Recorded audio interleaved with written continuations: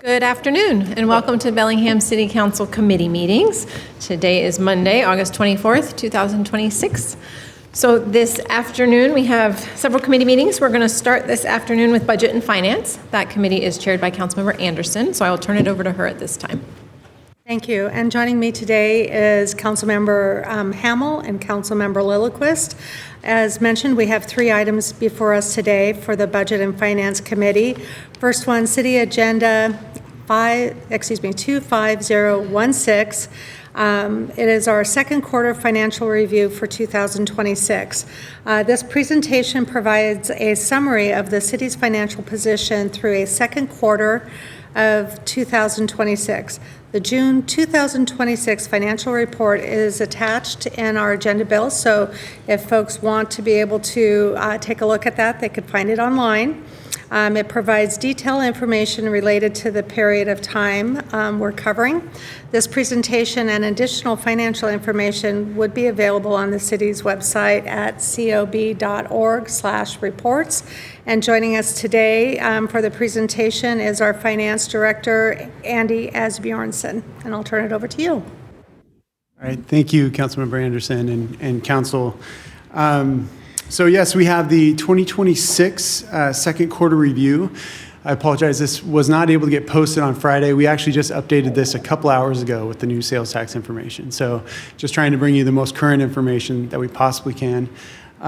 With that, it hasn't been a significant amount of time since I was last here. I was here last month, about mid-July, so not a lot of the numbers have changed, but at least we can kind of dig in to see where we are mid-year. It gives a really good idea of that mid-year split. So when you're looking at the finance report, and this is really based on the monthly finance report that is included in your packet, when the revenues are above 50%, that is really good, and then you're looking for the expenses below 50%. So that just gives you a good indicator of how those funds are doing, how those line items are doing. So that really has the details within its report, and I will get into, again, the economic indicators to begin with, and then we'll jump into some of the information that's actually from the report itself. So this is what we updated just a couple hours ago. So this, we just got the new information for August. So we can take you through 2022, 2023, and again, I guess for the public, sales tax comes in 2 months after the activity. So the activity, what we see on this mountain here in February is actually the activity of December. So each one of these bullets are the amount of revenue we received within that month, but the activity is associated with 2 months prior to that. So in 2022, we were at 32.3, 2023, we were at 33.4, so very flat. We removed that outlier, that is that mountain in the middle from that DOR retro payment. 2024, very flat again at 33.3, and again in 2025. So the last 4 years of 22 through 25, it's been very, very, very flat of what we've seen with growth. This year, we've actually been seeing a lot more growth. So you can see this new indicator here is August. That's activity for June.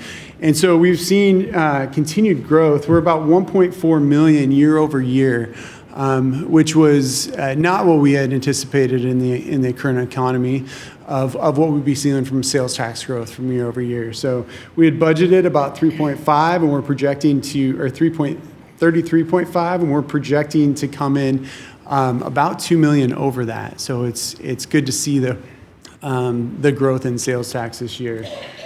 We did have the new categories of IT, software, security, and live presentations. Those are contributing a little bit to this. But here locally, this is the report you've seen before, is the North American Industry Classification System, rounded to the third digit. We are seeing significant growth here in construction. So construction is up 38%. The black column is 2026. The blue column is the prior year, and this is through June. So these are our top 5 areas of sales tax, which represent about 51% of what we collect, or 49% of what we collect as a city in these categories.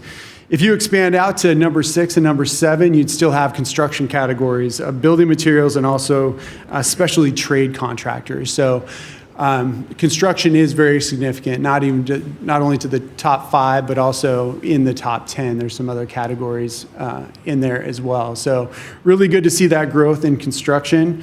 And this is through June for this activity. So speaking of construction, when we look at the June activity for the permit activity, we are not having as big of a year as the 2 previous years. So the blue columns are units. The light blue is units. The darker blue is permits. And then this yellow line is the value of the construction coming through the permitting department. The value uses the right axis, and the units and permits use the left axis. So you can see here through June of 2026, we've only had 279 units that have come through the permitting department that have been issued so far in 2026. In sitting in the planning department tracks ready to issue, those permits that are sitting there that could be picked up any day. Currently, through the end of July, there was $5.4 million in permit costs that could be picked up, which is about $93 million in value. So it would almost double this line right here of sitting there ready to issue. So we are a little bit of a reduction from the 2 previous years. This is really what's pushing our construction, elevating our construction in the current year. So we're hoping that this will pick up as the year goes on, but interest rates still remain high. So, but hopefully construction companies are able to find ways to pencil out some of this activity and add more units and get some more permits issued. On the right side, we see the housing market activity. So active listings are the axis on the left. Average listing price is the axis on the right, which uses this orange line. Prices have been about medium, or they've been pretty flat for where the housing prices have been over the last year. But what we've seen is the supply has continued to grow. So here's the columns are the number of active listings, and the green is July year over year. So July 24 to July 25 to July 26.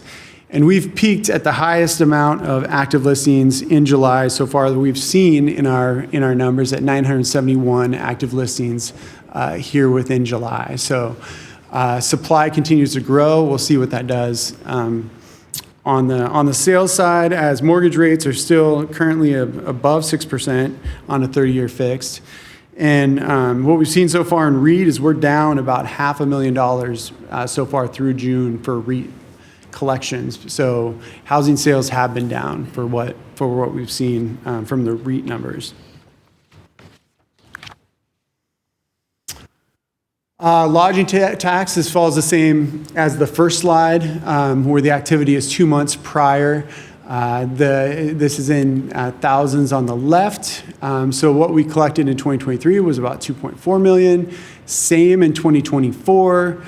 A little bit less in 2025. And now in 2026, we're still buried under all those lines. We expect to probably bring in about 2.2, so similar to 25, but we're not seeing that growth. We really wanted to see this number right here. It's kind of buried in there. In August, this was about the same of what we've seen in 25 and 24. So hoping we'd see more of that impact related to World Cup activities and having more of the activities going on in town. I think we've seen that more on the sales tax side. We saw some growth on the sales tax side with more spending, but not necessarily on the lodging tax side. So this is very similar to the 2 previous years. Speaking to that, we did look at border crossings through half of the year to assess any change there. You'll see in Q2 of 26, we did have a little bit of growth over 25. almost or pretty much all of that growth is because of border crossings within June. And so this is where we're seeing an impact potentially for World Cup activities, either U.S. folks going up into Canada and coming back, or maybe other folks coming down to Seattle, or somebody flying into Vancouver and coming down. We didn't necessarily see this result in additional lodging tax, but we have seen this increase, at least in that month of June, where there was more travelers crossing the border.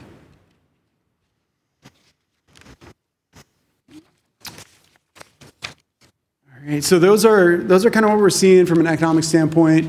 At this point, we've continued to see the sales tax growth, which is great, really related to the construction. We're hoping construction maintains, but as we've seen, the permits are a little bit down. That'll take us into more actuals of what we will get out of the monthly report here for June. Citywide revenues and expenses, this is absolutely everything that we do, so it's really hard to pull too much out, but it just gives you broad categories of revenues that are collected here in the city with taxes, utility charges, interfund activity is significant, and then charges and permits are in there. On the expense side, really the salaries and benefits and services and a little bit of capital outlay are the big categories on the expense side. Now, so that broken down a little more on revenue.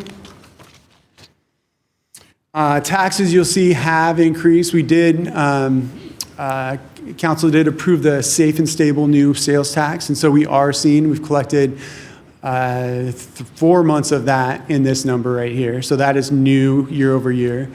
The collection started in January, so our first collection was in March of that. And then we have seen what I said with the sales tax growth as well. Other than that, utility charges are right on par with budget. Interfund services, these are all internal charges. So when I talk about internal service funds, you'll see that about this $42 million in revenue is going into those internal service funds. Excuse me. To pay for those expenses that are provided, like the fleet and the IT and health benefits. The large one here is the debt, the new debt that we received in February for the Watcom building, and also interest revenue. Excuse me. On the expense side, we have services at the top. Services also can be part of what is in our capital plan related to capital outlay or services. RG Haley and Cornwall pollution remediation, our most significant contract this year, is up here in the services category, as that's not going to be capitalized as it's remediating that pollution. But that is up significantly year over year, primarily due to those projects. Salaries and benefits are up about 9%. You'll see capital is a little bit reduced, but these are really the capital projects that we capitalize. I think we've actually started off the year with a good amount of capital projects going on, but some of those have been falling in the services category, which we can get into here. These are our top 10 budgeted capital projects for the year. This represents 129 million of the 251 that is budgeted. So a little over 50% is associated with these top 10 projects. So as I said, RG Haley and Cornwall are two of our most significant. Eldridge is not likely to happen this year, so that'll likely be moving forward into the 27 budget. Watcom is what we got the new debt for and is actively being worked on. But this gives you a sense of these top projects in 2026. And these are the actual top projects for spending associated with that. So when you're comparing the top 10 of the highest budgeted projects, only 4 are actually on this list of spending so far. So there's 6 projects on the other side that we haven't had any significant spending on yet within 2026. But as we talked about with RG Haley and Cornwall, Old Town, seeing a lot of development down there. And then some of these other projects, Watcom is what we've been talking about as well. And then Sunset Loop Trail came online this year. So a lot of good projects, and this represents the top 10 spend so far within 2026. So actual spend compared to budget so far, the city has spent about $40 million of the budgeted $251 million in projects. So when you see the shadow boxes on the next page that are elevated that we haven't gotten to, those are a lot of the projects that are associated with capital that are being planned or in the works. They just aren't actively being worked on yet or with significant charges.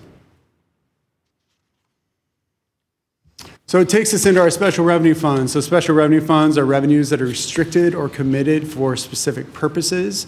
Revenues of $43.6 million with expenses of $55 million. The yellow is the expenditures. The lighter yellow and lighter blue are the budget. And then the darker columns in the front are the actuals of the orange and the blue for the expenditures and the revenues. And the axis on the left is the millions associated with the bars that we're looking at in the front. So like I say, the street fund, a lot of this has to do with Eldridge. It's almost a $20 million project that is budgeted that is not likely to happen this year, but that is in the planning phases, I believe. 136 is our environmental remediation. So RG Haley and Cornwall are really active in these funds. REIT has been spending some more money. A lot of that is down in the Old Town development for some of those REIT projects.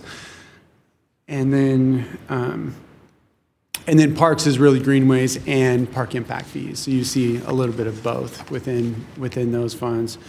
And transportation, again, these are our big project funds: the parks funds, transportation fund, REIT, environmental remediation, and the street fund.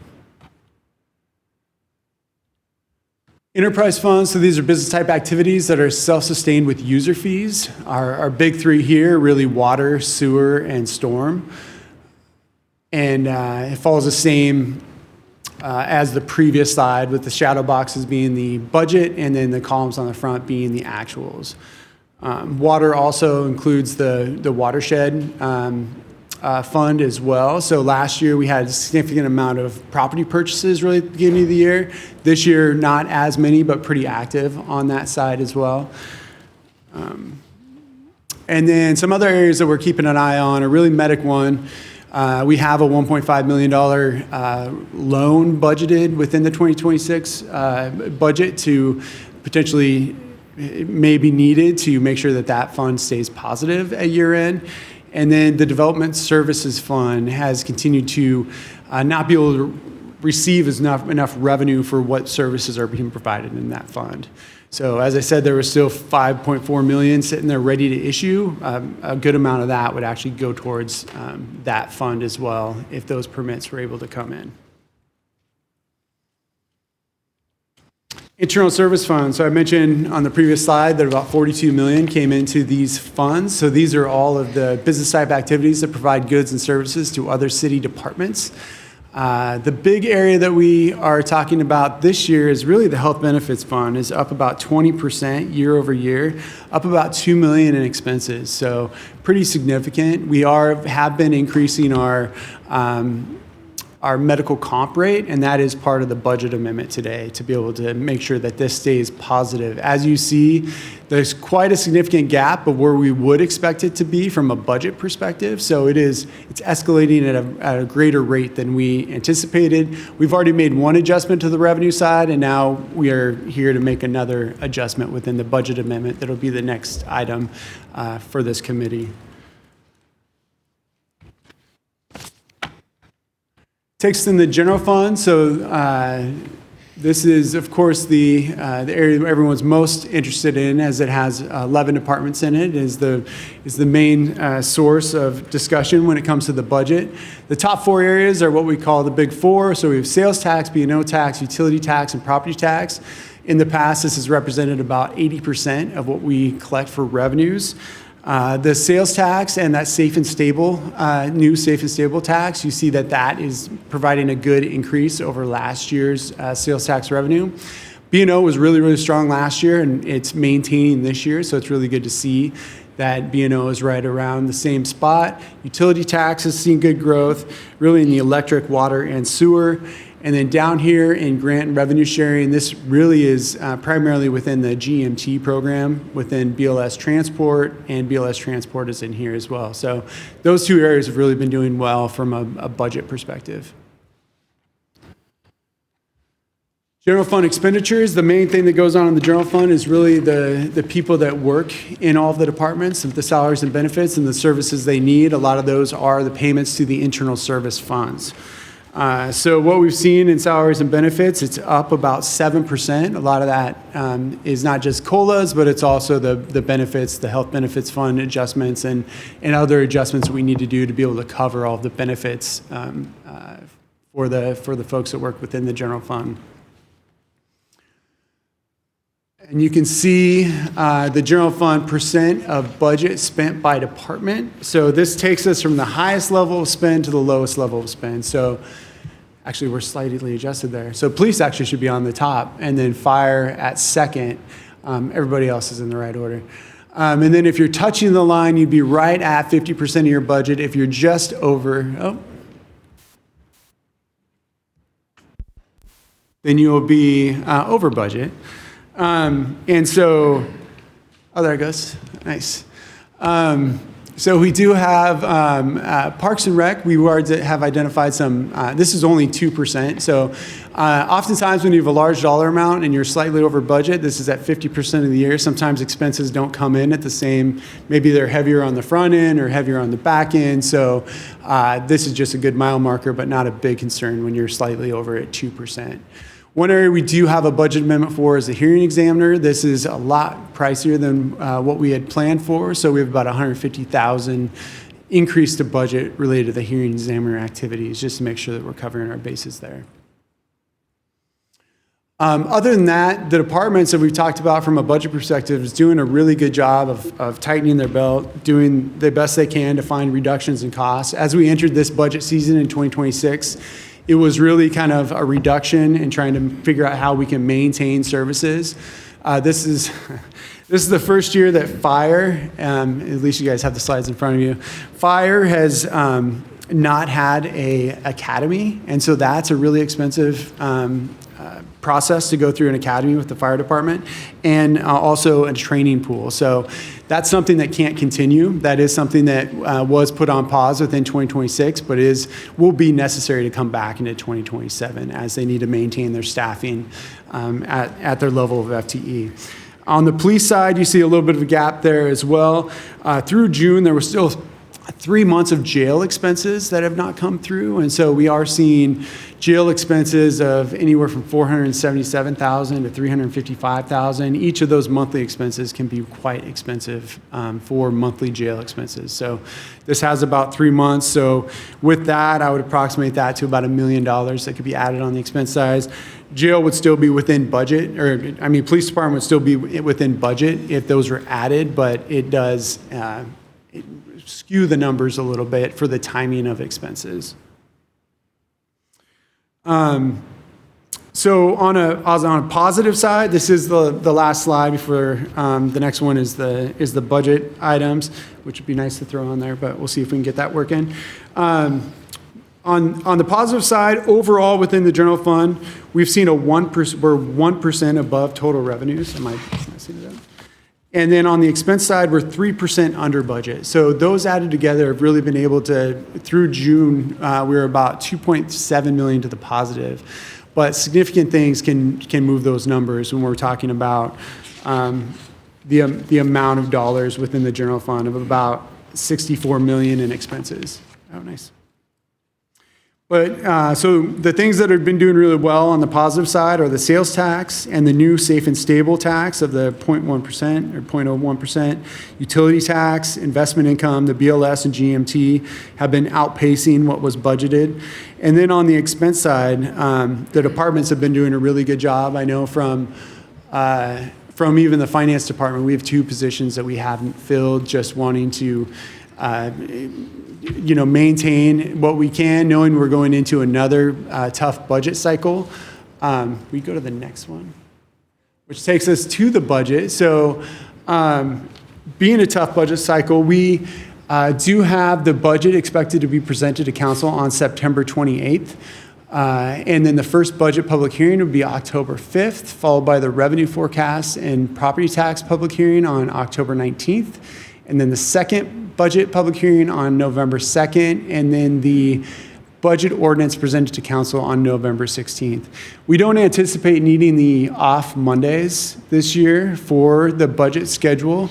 Really, all the departments have done a really good job of collectively not really adding anything, looking to just try to maintain services as much as possible. So there's not really any significant adds. It's really just trying to figure out how to maintain services with escalating utility costs, other operating costs, and COLAs and benefits. So we are looking at a current deficit of at least about $8.5 million within the budget that we're still working through right now. But that is due to a number of factors as you're looking at $140 million that you're budgeting and a significant amount of departments. So more to come. Happy to answer any questions you may have. But this takes you to where we are halfway through the year, and September 28th will be here before we know it. Thank you. Committee, any questions? Councilmember Hamel? I've got a few here. Let's start with police, the jail expenses. What's the current bed day cost that we're being charged? The current bed rate? Yeah, the daily cost of a person within that facility. 240. Thank you.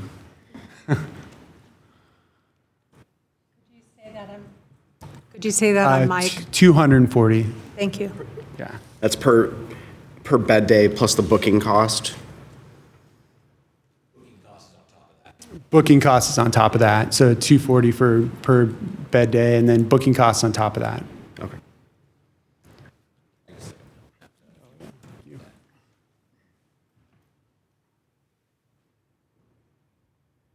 Yeah, sorry about that. Ty Elmendorf, Deputy Chief of Police. 240 is the daily bed rate plus booking costs on top of that.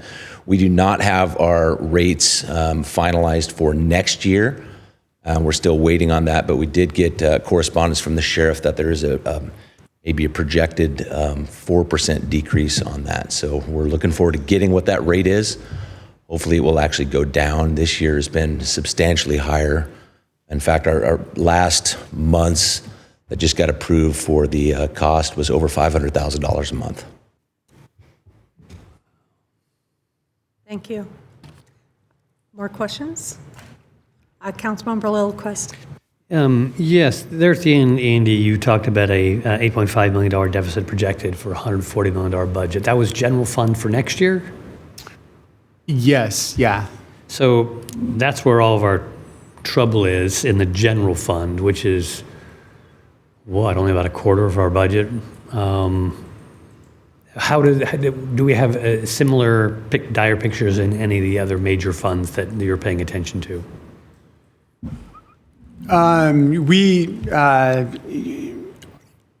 Not at that level. So the general fund is always the most complicated fund to try to balance. There are ongoing costs that continue to escalate that we're trying to find ways to reduce, especially when it comes to the health benefits side, trying to find proper benefits.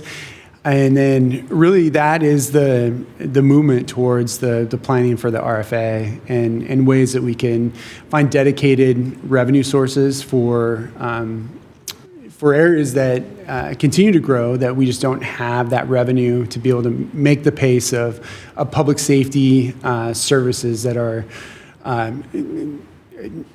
with the expected growth of the services to try to provide to the community. Just for the public and the record, can you explain what RFA means that you just referred to? Oh, yeah, it's the Regional Fire Authority that has been discussed to bring forward that as an option, as a dedicated funding source for the fire department, which would actually establish the fire department along with District 8 as an independent body.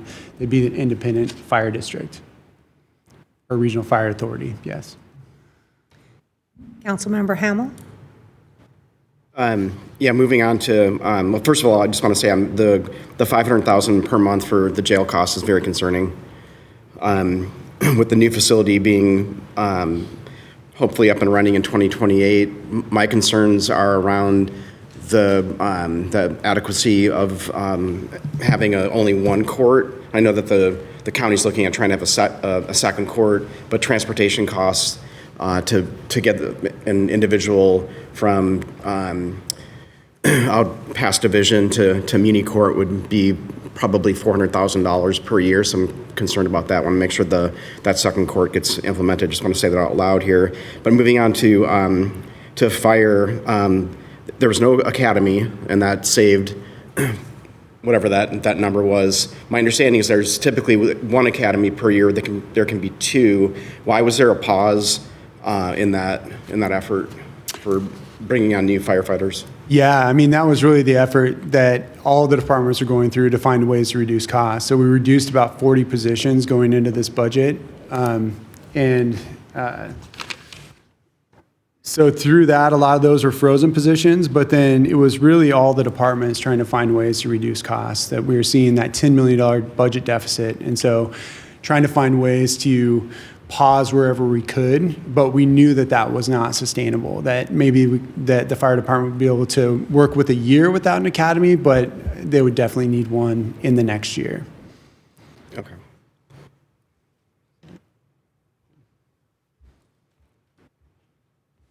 And an academy can run 1.5 million, or it can be a costly venture as you bring on 12 new recruits. Yeah, Bill Hewitt, Fire Chief. And yeah, the big thing, the reason we were able to do that this year, we had, council's heard the term training pool employees from me before, where we were pre-hiring for retirements. We reached a point where we finally caught up on all the new positions. So the 2 BLS cars that we added over the last several years and the medic unit that we added, we finally got to a point where we caught up on the new positions, and we had enough training pool positions that were pre-hired for upcoming retirements. Because of those getting caught up on the new spots and then having those pre-hired retirements, we were able to take this year off from academy. Right now, we are planning one academy next year just to manage the attrition. So, and we also, this year as part of the budget reduction, reduced the academy staff so that also was 4 other positions we kind of absorbed this year that allowed us to not have that academy this year. Thank you. Thanks for clarifying. I think within public safety, that's a realm that we cannot do less with less. We need to always maintain and make sure that we're providing the appropriate levels of service, in my opinion. I have one more follow-up question, if pleases the chair. Yes. So I want to go back to you early on near the top of the remarks. There were some comments around the housing, 279 units being brought online this year, and we know that that's far below what the community needs. And I'm trying to understand and wrap my head around the thinking of what's contributing to that more anemic level of housing starts. I'm trying to understand that.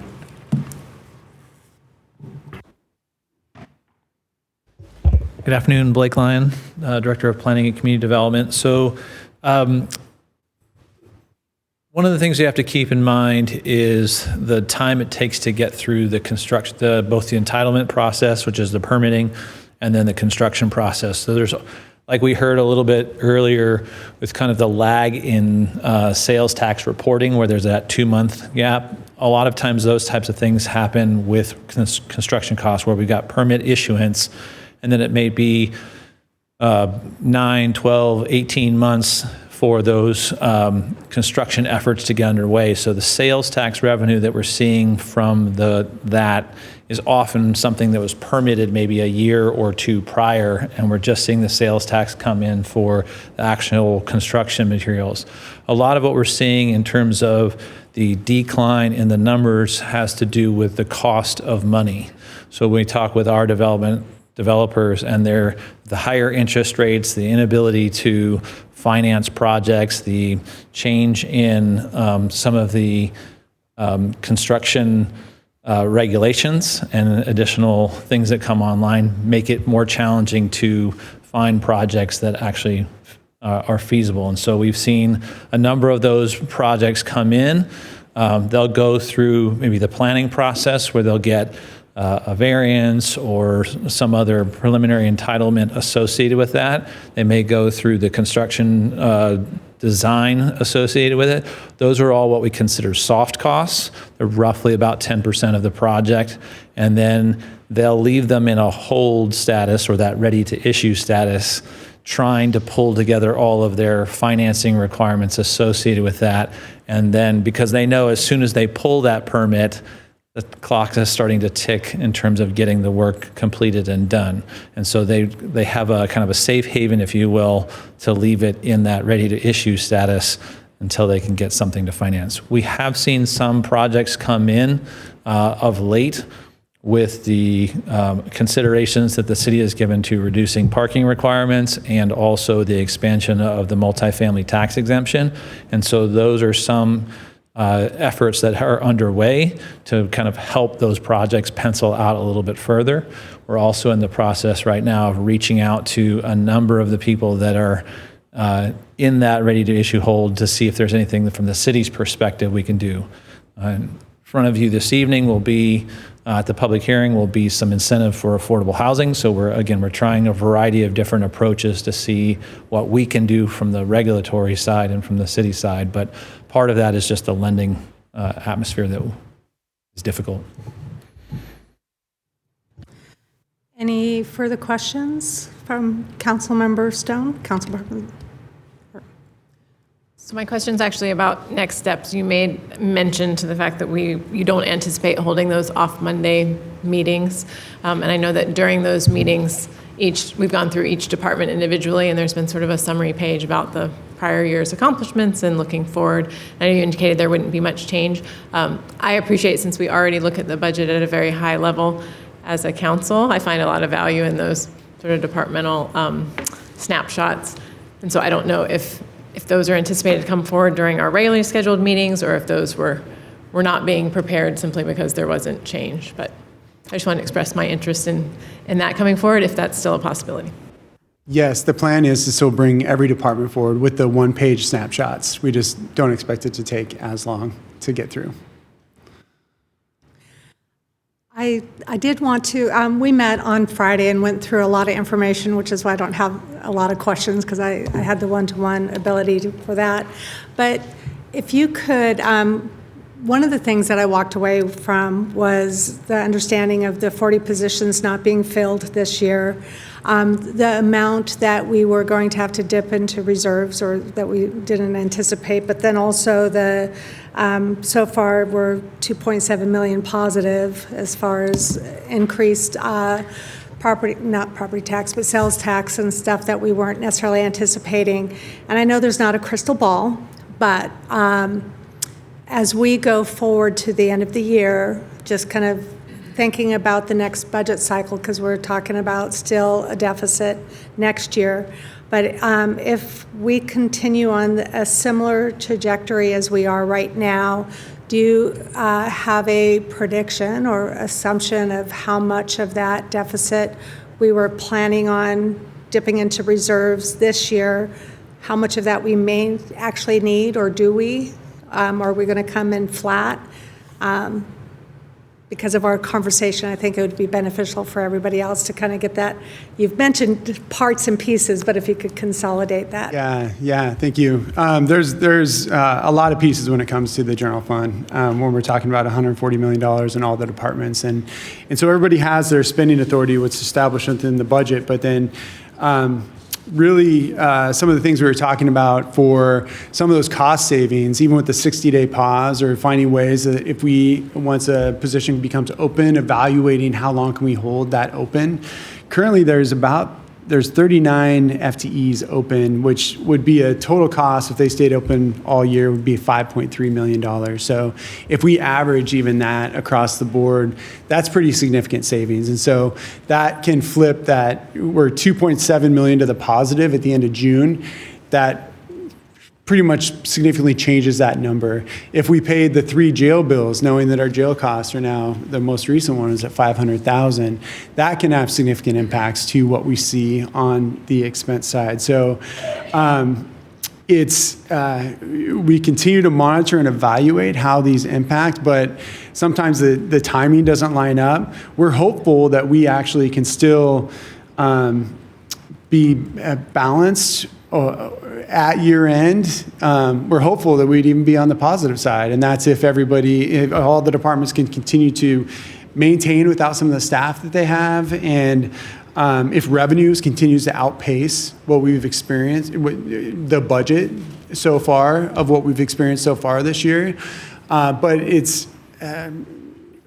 we weren't really super optimistic within the revenue side, especially with all the things going on at the federal level now, even with the trade between Canada and the U.S. and things that can definitely impact us here locally. And so we don't have a crystal ball, but knowing what we're doing from a position standpoint, knowing we can hold those out, that is the cost savings.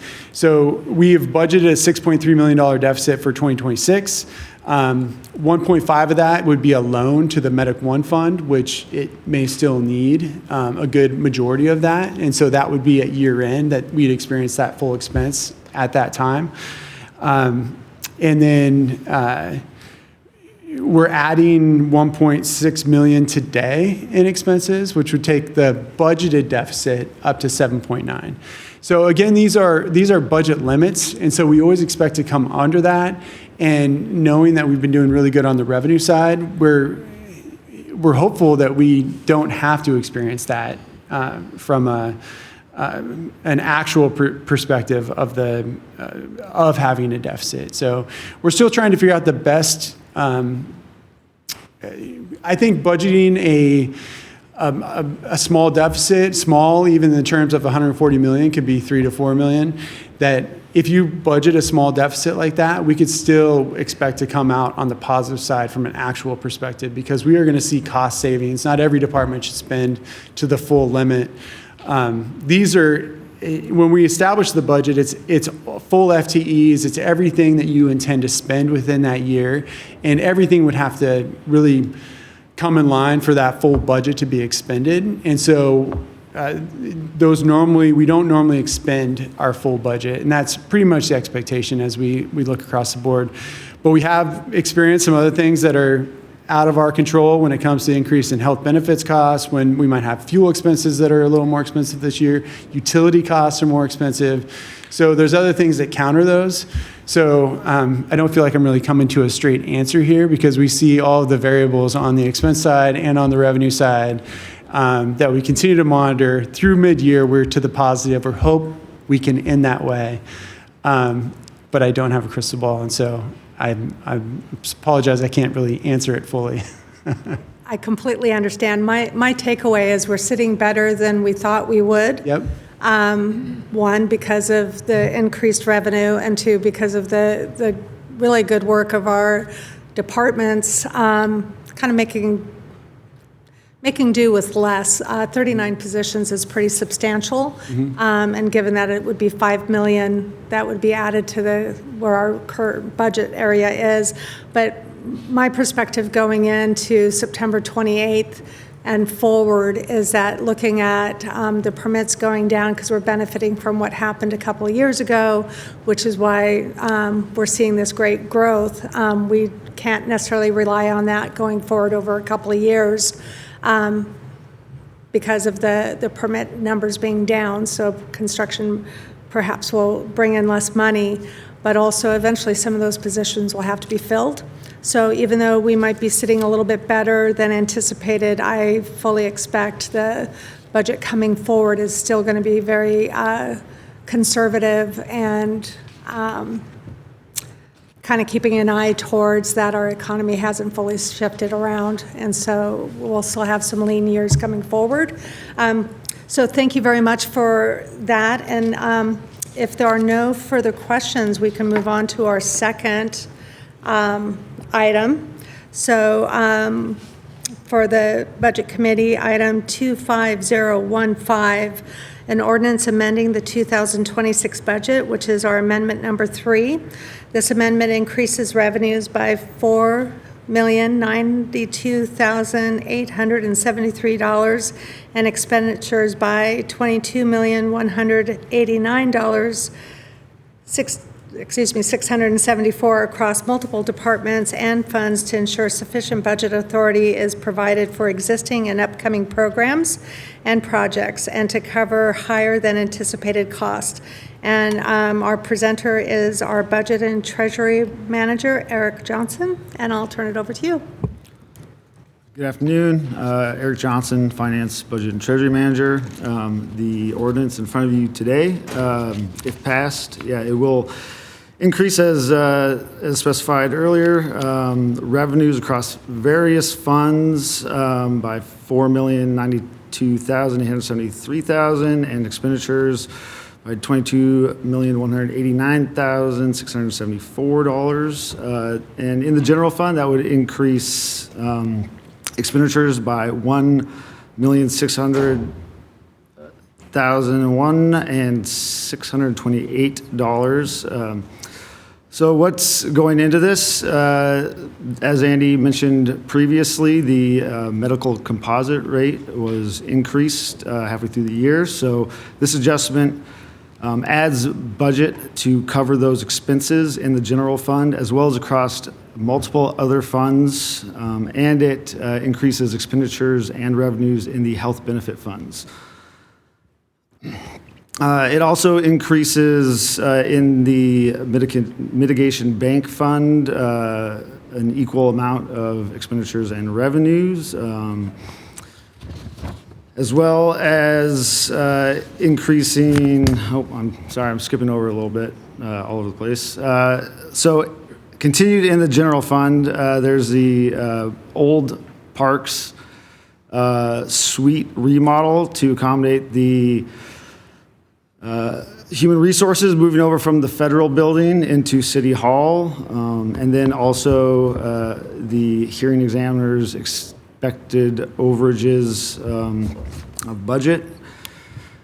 And then we are also adding funds in for the tiny house village in the public safety sales tax and affordable housing funds, as well as acknowledging contributions from community partners, $100,000 coming from Peace Health and $200,000 from Whatcom County. And then in the affordable sales tax and the housing levy funds, it's acknowledging greater expenditures to account for several affordable housing projects that will be going forward this year, just to make sure that we have enough budget to cover those projects adequately, as well as $1 million of grant revenue that we've received, about $716,000 year to date so far. And then lastly, it's acknowledging $1.9 million in the dispatch fund to account for debt service payments for the new Whatcom building, as well as some purchases for equipment and furnishings that will go in there as well. Happy to answer any questions if you have any. Committee, Councilmember Lillquist. Yeah, thanks for that presentation there, Eric. I view some of these as kind of like good news, some of those bad news. Like the bad news ones are the ones where we have additional medical expenses and benefits payments that we need to cover for our employees. So that negative in the sense of it's an expense that we have to eat. The increase for expenditures for tiny home villages, the affordable housing projects, I call that good. That's putting money out the door into projects. And so that's almost a little over $11 million that of increased expenditure that I am happy to approve. The one I have a question about is the $1.9 million for the Watcom dispatch building. Is that increased expenditure because a good reason, because the project's going forward quicker than anticipated, and so therefore the expenses are coming in, or a quote-unquote bad reason because the expenses are higher than we thought they might be? No, it's what we expected. So it's payment for the debt service. So the bonds that we sold, so it's to pay for those, for the debt service used to build the Wacom building. We knew that was coming. We just didn't have it in the budget in time when we passed it. We didn't know the exact amount of the bonds being Okay. sold. So yeah. Is it in the ballpark what we would have put in if we knew? Yeah, it's a little bit higher, but it's in the ballpark, yes. Okay, thank you.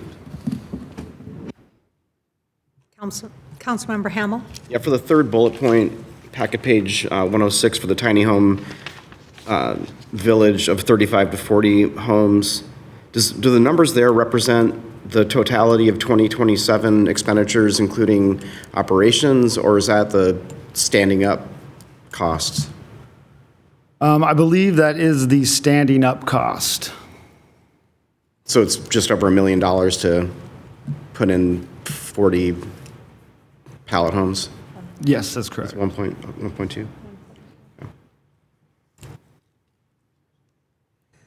Any other questions from council or committee? Okay, this was, and thank you for, Councilmember Lillquist.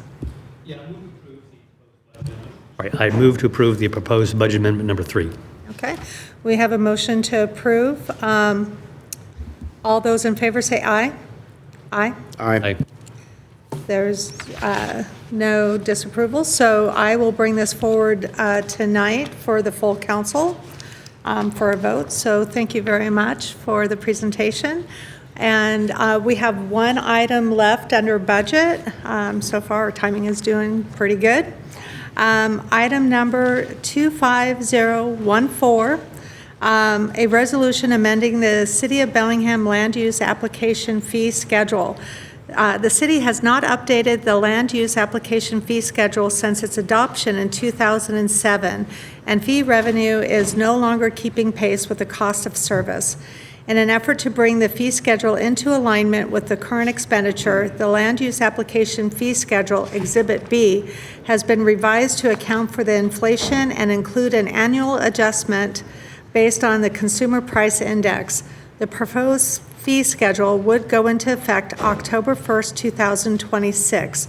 The revenue generated from this adjustment will, in part, be used to fund a market study to help inform future adjustments to the fee schedule as well as a cost recovery system.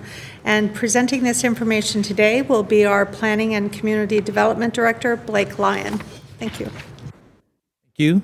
I appreciate it. Also with me this afternoon is Kurt Nabefeld, our Development Services Manager. Much of what you've seen this afternoon is going to be a little bit of a repeat with a slightly narrower focus from what I was here to talk with you about in May of this year.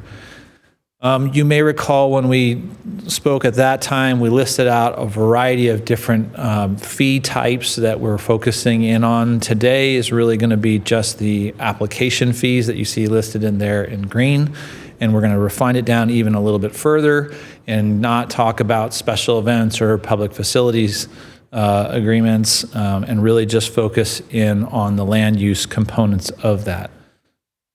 Now that's typically the types of things like you see listed there. This is not an all-intensive list, but it's design review applications, conditional use permits, critical areas, subdivisions, and the like. To give you by way of background, we had the original resolution that established the fees in 2007, as your staff report said. There have been 4 changes over the course of time to add additional details to that, but the original fee structure has not changed since 2007. So we have not been able to accommodate for any increase due to inflation or otherwise.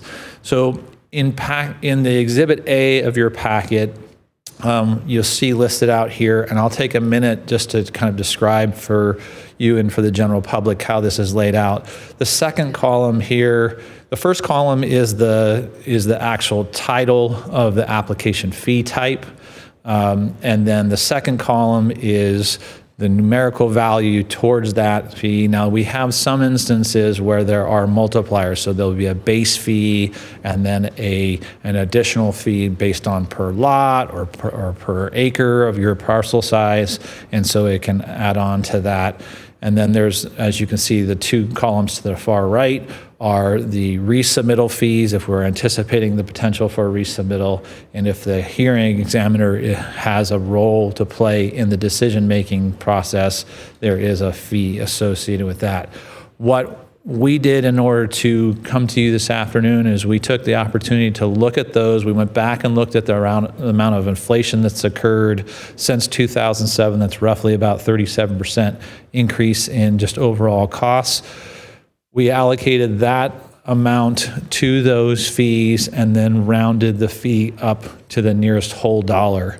And so essentially what you'll see in Exhibit B of your packet and what we're asking for your consideration is that same table. We didn't change any of the formatting. We kept it fairly simple, and we struck through the original 2007 dollar amount, and then in bold next to it, we just indicated the requested amount, and that goes across the board for any of those additional fees associated with that. We've also asked for your consideration with regard to enabling a CPI or a consumer price index. We've done that on a number of other ones. We thought that that would be an opportunity to adjust and address some of those so that we don't have to come back to you on an annual basis. We're asking that this be, if it's approved, that it go into effect on October 1st of this calendar year, and then we would do the CPI starting in 2028. So we would give basically a little bit longer runway for that one. With the additional revenues, just to kind of give you an idea, let me back up one other thing. What you'll also notice in the Exhibit B for this item is we have a technology fee. It's the last item on that page. I believe it's page 137 of your packet, which would ask for an additional consideration of 5% for those. This is an opportunity. What we have noticed and what Kurt and others can tell you is that we're trying to keep pace with the technology of today's industry. We have an existing permit tracking system that we are making work for us. It has some limitations to it, especially as we get additional state requirements for reporting and as we want to be more transparent with our general public.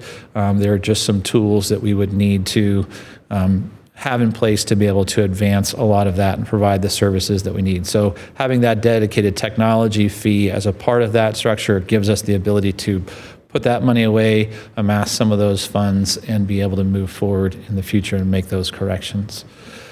So when we were doing this in a level of analysis, we took the top 14 most prominent land use application types. We looked back the last 2 years in 24 and 25. We took the average of those permit volumes and then applied the new fee rate that we were describing. That generates a little bit more than $200,000 in anticipated revenue for this.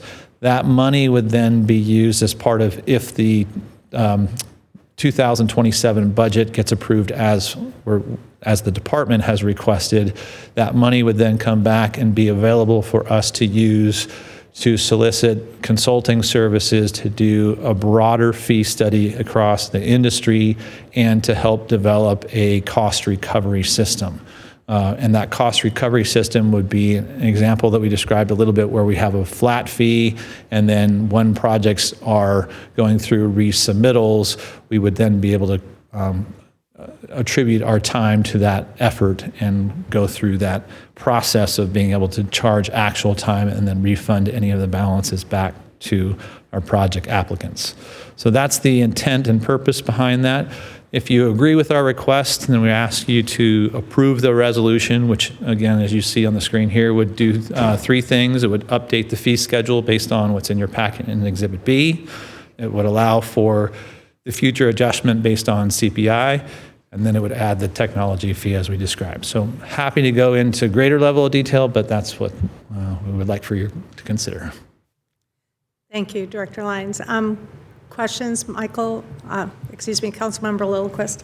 Thank you. And Director Lyons, first of all, I agree this is an appropriate thing to do. I appreciate, especially in the background memo, the citation of state law, which indicates that the state recognizes the philosophy is that local government should try to recover basically the costs, more or less, of the applications, with a few limitations that they put in there. So this is very much in line with what the state law is expecting us to do. I have only one request. I'd like to make an amendment to the resolution. Setting fees is one of those things that falls within the city council's jurisdiction. We have budget authority, we have taxing authority. The fiscal aspects of the city always go through city council review. What this does is it follows that. Fee schedule comes back to us, but then it also sets an annual fee adjustment, which sort of takes it out of city council control. So it becomes a set and forget, and I don't like the forget part of that. So I'd like to ask your feedback. If we added a new section 3 entitled City Council Review that said something along the lines, at some time in the first half of 2032, the city staff shall bring forward a review of the land application fee schedule to the city council. I picked 4 years, maybe there's another year. I'm hoping that the council sees some virtue at some time in the future, not the near future, this comes back for review. Do you have a reaction to that, Mr. Lyon? Two things for your consideration. One is that with it, if this gets passed with the additional revenue, we will be going out and doing that market study, and we'll be bringing back fee adjustments. So you absolutely will see it again, probably before that 2032 that you had described, because our anticipation is that we will do the market rate study in 2027 for the fees to be potentially adjusted up, down, or whatever the direction that market study would. Likely in 2028. That will give us the ability to address some of the challenges that we're having in the Development Services Fund. We didn't get into those in great level of detail this afternoon with the financial forecast, but what we know is that we're not keeping pace with what the expenses are, so we'll need to adjust that. So that's the first piece, is you'll see it before the 2032, but no objection to having kind of an ongoing pace once we get through that to make sure you can see the adjustments. Well, thank you. So we couldn't say at some time before the first half of 2032, Yep. as opposed to at some time in the first half of 2032. And you could catch that in a number of ways rather than only at like one short window. So I would like to make a motion to add new section 3 entitled to the ordinance entitled City Council Review, which shall read, at some time before the first half of the year 2032, city staff shall bring forward a review of the land application fee schedule to the city council. Okay, we have a motion for an amendment. All those in favor say aye. Aye. Aye. Any noes? No. So, Councilmember Lillquist, if you could perhaps get that in writing so that I can read that amendment tonight, I would appreciate it. Wonderful. Any other questions or comments? Because this is a vote to approve, but before there's a motion for that, I assume, I just want to say I do support the 3 components, and I'm really glad to see the add technology fee.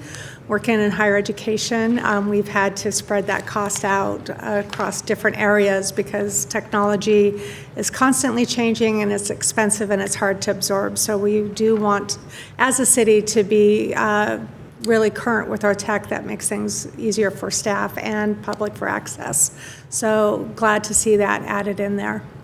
Anything else? Or is there a motion? I'll move to approve with the amendment. Okay, so, we approved amended. the amendment As already. amended. As amended. As amended, thank you. So all in favor say aye. Aye. There's no opposed, so I will bring that forward tonight for council. Thank you very much, and that was our last item on the finance, so I will turn it back over to Councilmember Stone. Thank you very much. We will pause just a moment to line up the next recording and cue for the next committee meeting. That will be Parks and Recreation. So it'll be just a moment. Okay, welcome back. So our next committee, as I mentioned, is Parks and Recreation. That committee is chaired by Councilmember Williams. So I will turn it over to him at this time. Okay, thank you very much, President Stone. We have 2 items on our agenda today. The first one being Agenda Bill 25025, which is the naming of the park on East Bakerview Road.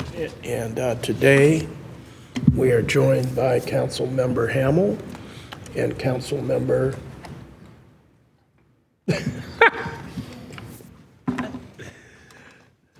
Cotton. Councilmember Woolen, no, Cotton.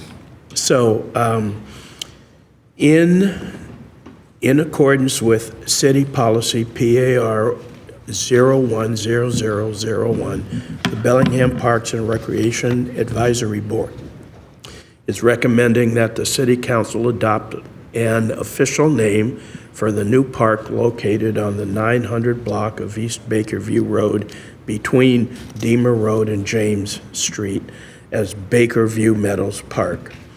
At the June Parks and Recreation Advisory Board meeting, Parks and Recreation staff shared results of the public naming poll for East Bakerview Park. Their recommendations to the City Council is to name it Bakerview Meadows, as was previously stated, and at this meeting, they are requesting approval of the name. So, at this point, I would like to turn it over to Nicole Oliver, Parks and Recreation Director, who will introduce. Thank you. Thank you, Councilmember Williams. Nicole Oliver, Parks and Recreation Director. We kind of went back and forth on which agenda bill item to put first. Do you name it first, or do you do the plan first? But we decided to go with the name because the name is what's on the plan. So with that, I'm going to turn it over to Peter Gill, who was the project manager on this master planning effort. He's our planning and development coordinator for parks. Sure. Good afternoon, Peter Gill, Planning and Development Coordinator. So Parks and Rec Advisory Board was the main advisory board for looking at this park in the master plan and for the name. In June, they suggested the name of Bakerview Meadows Park.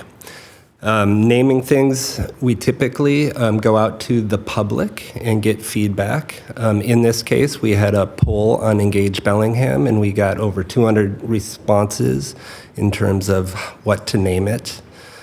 We got a whole slew of suggestions, about 100 different suggestions, a lot of suggestions about combining Bakerview Road and Telegraph Road, because this park basically is the bridge between those two roads. So Bakergraph and Teleview were popular. We also heard lots about meadows, as you see on the slide here. It is a beautiful open land mixed habitat area. It's got about 20 acres of forest land and about 9 acres of open meadow pasture area that's been bed mowed and pastured for probably the last 60 years. And with that, a number of beautiful different grasses and flowers are present. So with that in mind, the advisory board suggested Bakerview Meadows as the name for that park.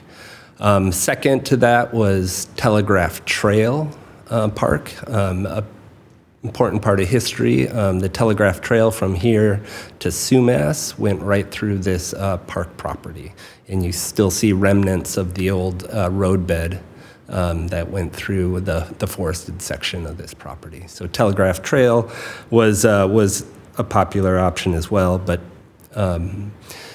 Bakerview Meadows, it is a very place-based name. It reflects the view of Mount Baker, the open space in portion of this park, and it is locally identifiable because we all know where Bakerview Road is, right? So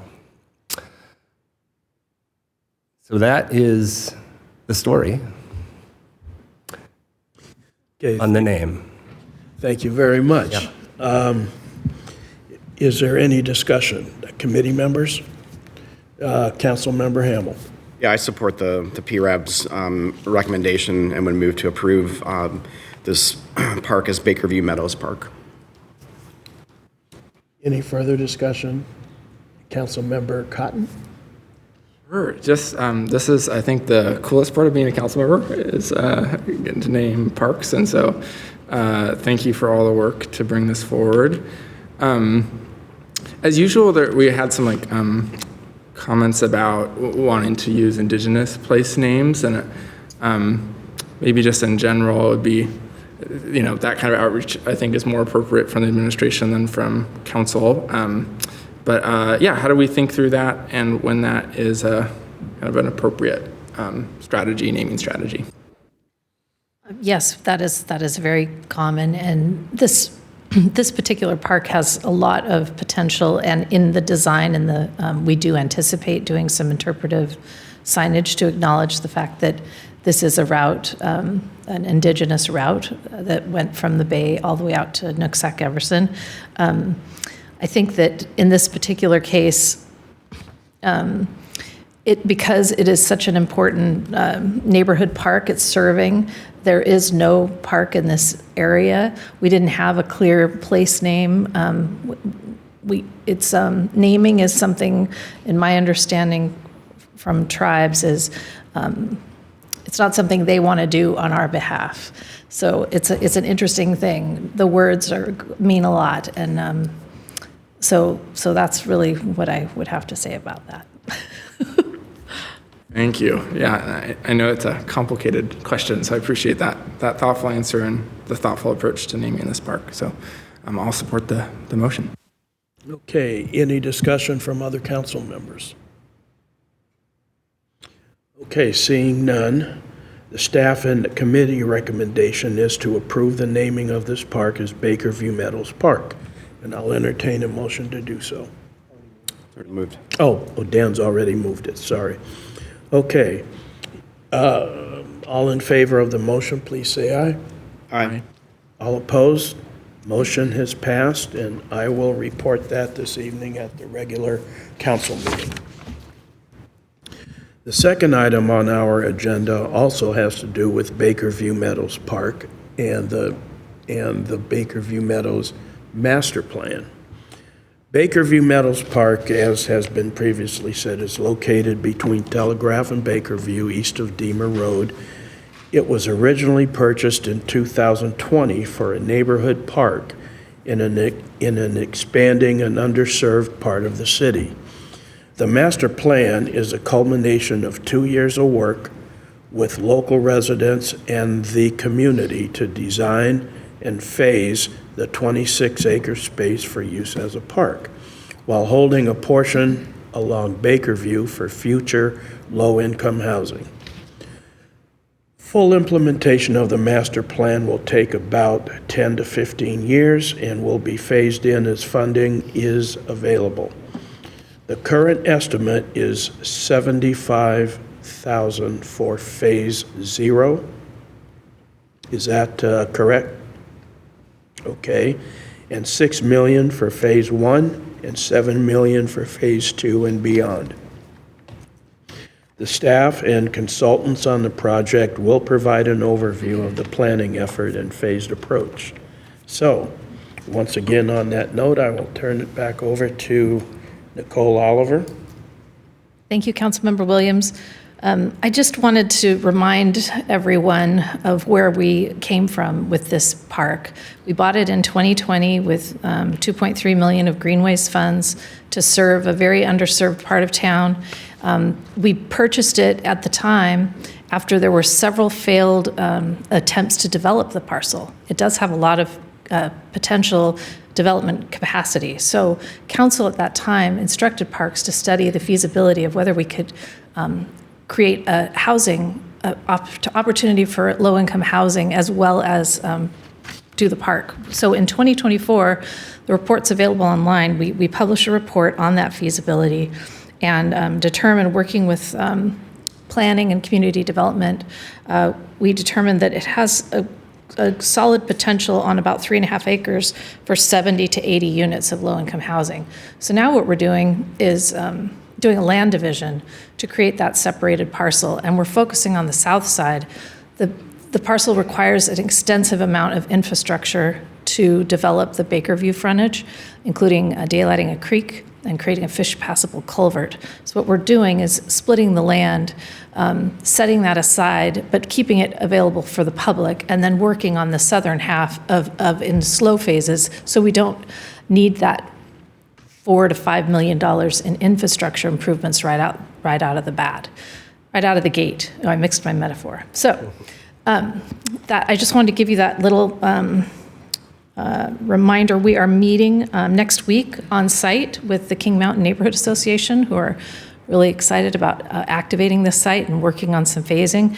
And that's why you'll see multiple phases in this plan. It's a way to we're trying to deliver it as soon as we can to the community, given our budgetary constraints and the fact that it will take additional staff to maintain this park, which is something that we don't have the ability to add. So with that, I'm going to turn it over to Peter and Leslie Batten, our amazing consultant. Yes, thank you, Nicole. Yes, I'd like to thank Leslie Batten. She's with Field Collab, and has led the charge to put together one of the most comprehensive master plans for any park that I've seen in a very long time. So, very grateful to have her help us out through this. The park, when it comes up, is planned to be 26 acres, and it is anticipated to incorporate housing as well as a park in it. And we've worked closely with planning and community development to get the housing parcel set up to accommodate from 70 to 80 units, which is kind of the break-even point for most of the housing projects that we're part of. So on the screen there, you'll see, so Telegraph Road is on the bottom right, Telegraph Road is on the top left of the image there, and Bakerview Drive is on the bottom right. That large kind of developed area is the nursery. It's called My Garden Nursery, and so this parcel butts up to the My Garden Nursery on the east side, and on the west side is a residential single-family neighborhood. The main access is intended to be taken off of Woodbury Way, and Leslie will talk more about that. More about the site itself.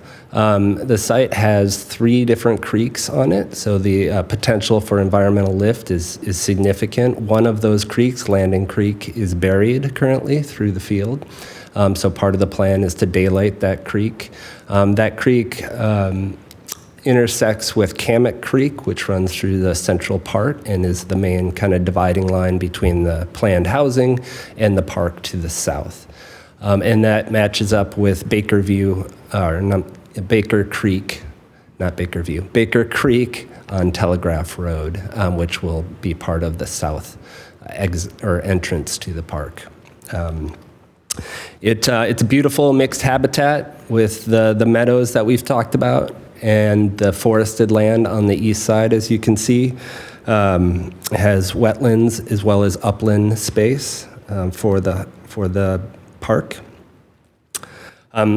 Like Nicole said, this has long been a big priority in the PROS plan. As you see on the left-hand side up there, the small map, the blue dot is where this park lands, right in between Meridian neighborhood and the King Mountain neighborhood. This is right on the border, so it'll serve both of those neighborhoods, and it is the largest gap we have in town for lack of parks. So we're excited about the potential here. Greenway Strategic Plan also identifies this as a key hub trail corridor that connects the south part of the south part of town to the north part of town with a series of trails as well. And we have been talking to the community for at least 2 years about this, and we've done a number of outreach that Leslie will talk more about now. Thanks. All right, well, thank you. I'm Leslie Batten with Field Collab, and this has been a really wonderful project, so I'm really happy to showcase it here today with you. So, as Peter mentioned, we started a formal process of public engagement last summer, and that started with the visioning or discovery phase, where we just went out to the community, blank slate, sponges, just asking them to tell us what they wanted to see in this new park. And from there, they gave us a lot of really great information, and we started to shape that into how those spaces or those requests, those activities can be placed in the limited area that is for active use versus the passive use, and what the best combination of those activities were. And then we went back and showcased the preferred option, and that eventually came into the master plan early this year, which we are showcasing to you today for approval. So there's been lots of really great feedback, almost 700 participants, and throughout various stages of town halls, online surveys, tabling at outreach events, even through the pros plan, we were able to get some feedback on this project. So a lot of participation, a lot of data, which is really wonderful. That really helped us shape, okay, what activities does the community want to see? Very widespread between passive to active. And a lot of nuanced detail too. So we got feedback like, we want to make sure that if you have features here, that the whole family can participate. Or if you have a playground, we want to make sure there's shade there. So there's these little conditions that you don't necessarily get just by putting a dot on a picture, but you get a little more detail, a little more color, and a little bit more shape that helps create a master plan that really resonates with the community. Overall, the strongest feedback we got is everybody loved the natural state, and they wanted that ongoing connection to nature, especially as the neighborhood develops and grows and we start to lose a little bit more of the open space. This was a place they wanted to have not preserved, but conserved, to be able to go and reconnect and see nature and participate in it.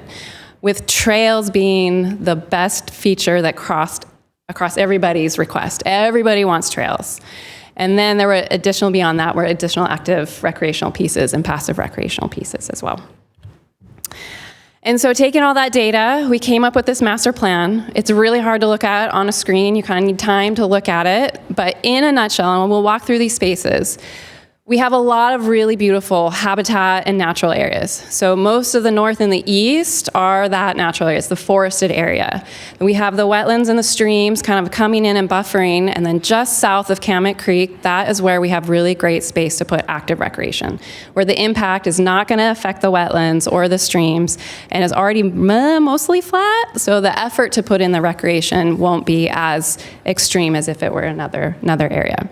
So as we walk through, we'll start up here with Woodbury as our introduction into the site, and then we'll work down to the central area and then into kind of the southern portion, and then talk about trails and the natural areas. So with Woodbury Way, we are going to extend the entry in for car and vehicular access. And we thought we might as well take advantage of the proximity to the neighborhood and the future housing and create a community garden space. And so this is a great way to blend not only the people that live there, but bring people from a little bit further out into the site. Great way to have intergenerational and inter-neighborhood and multi-community interaction. There could be educational features, there could be stewardship community groups or gardening groups that could come out and help extend educational opportunities. Also a native garden and potentially an orchard. And then it's right on the buffer of where Camet Creek is, so opportunity to then kind of transition into, this is a natural restored wildlife area or native area, this is what a riparian corridor should look like, and the restoration over time and being able to showcase that to the community and engage them in that process. Once you come into the site, this is what we're calling the central zone. And so we're landing at a picnic shelter and community gathering area and restroom. So those are going to be the main priority features that bring you in. And then backing it are the playgrounds. So having a distinct separate area for the younger kids, 2 to 5 year olds, was a really strong request from the community of keep them separate. But they're still a little bit related because just across the path is the older kids from 5 to 12 play feature. And then sprinkled throughout are opportunities for the parents to participate. We've got a We Swing opportunity for the parents to actually be swinging on there. And we also have a dedicated area for adult exercise. So the adults can be doing their workout while the kids are playing, getting their steps in, getting their workout, getting their play on as well. We also have the opportunity to have a mixed-use sport court just on the south of that.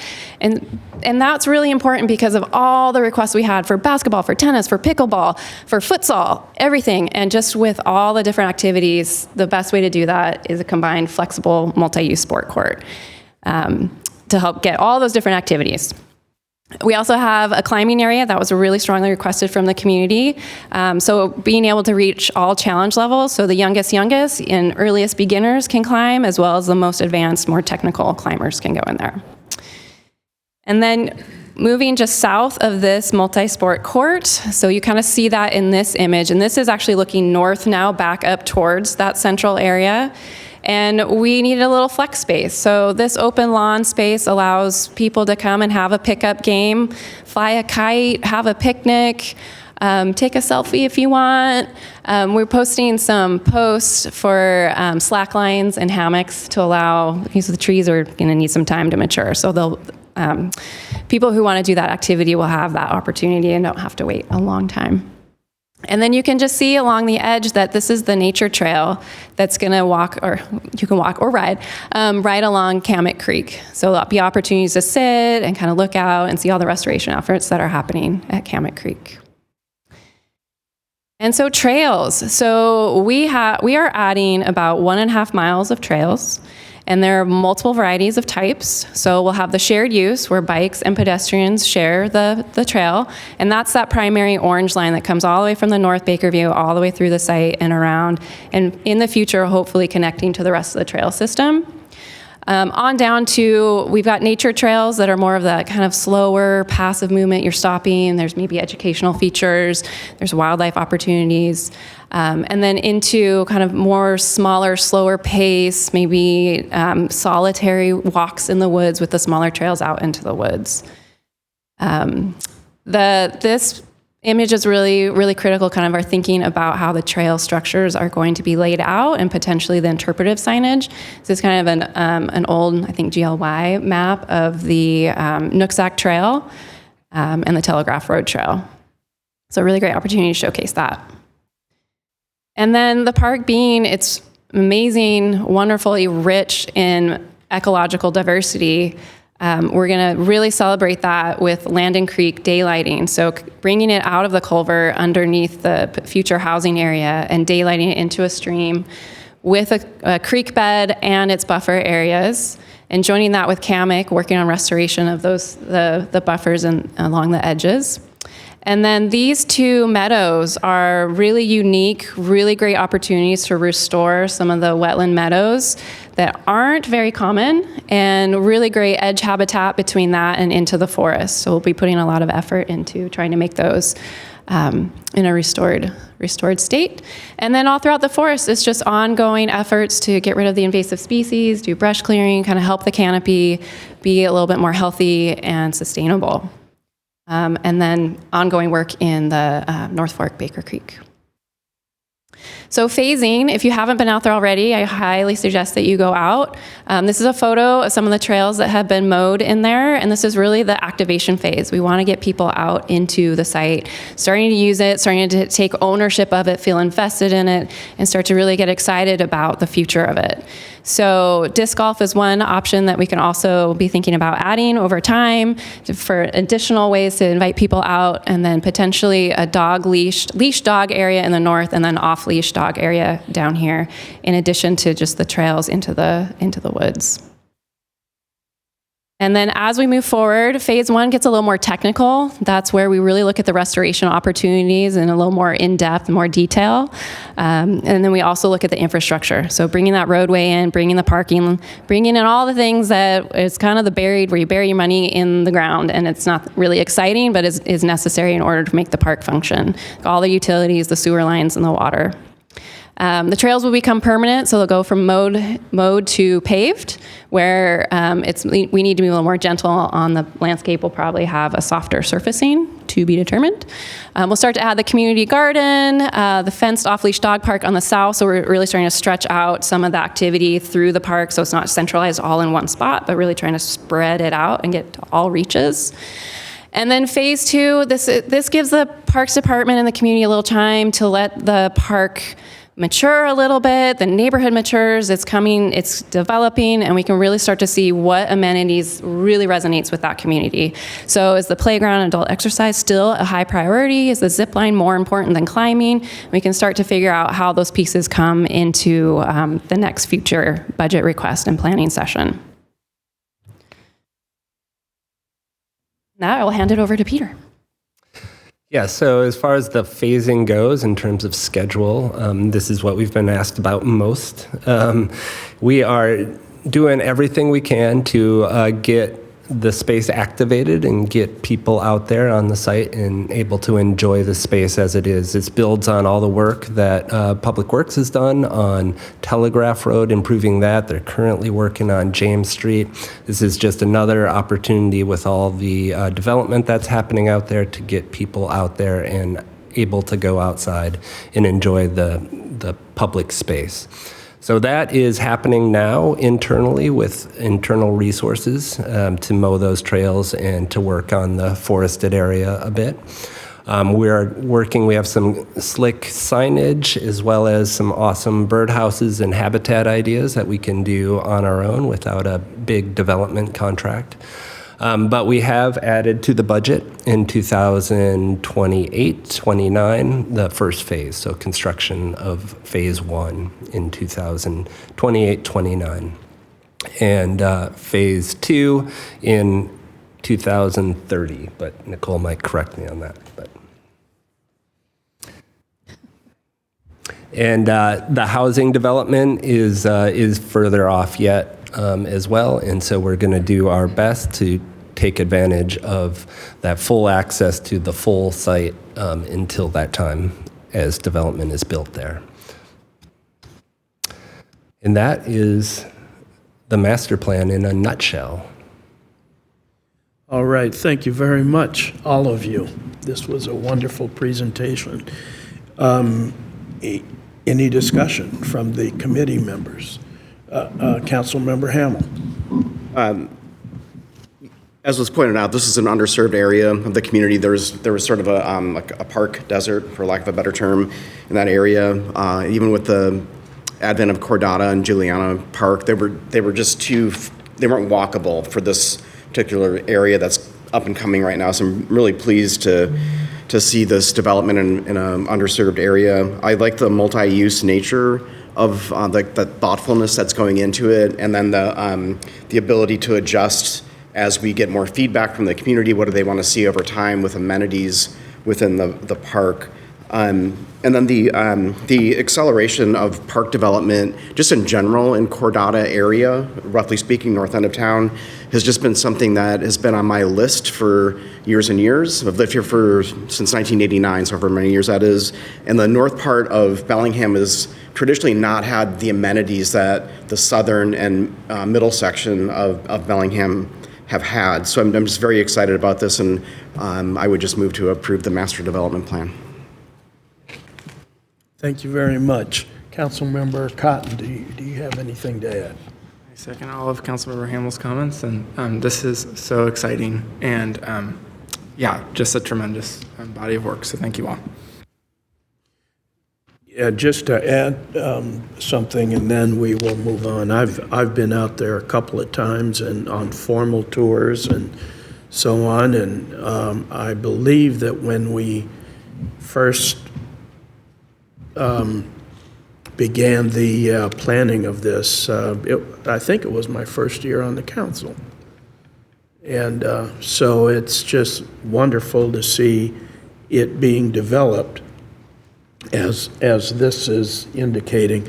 But to see that we got 700 responses from the community is a wonderful thing, because this will reflect what those people see So, so I'm just very happy now that it's moving forward, and we're actually going to have a park there. So, any further discussion?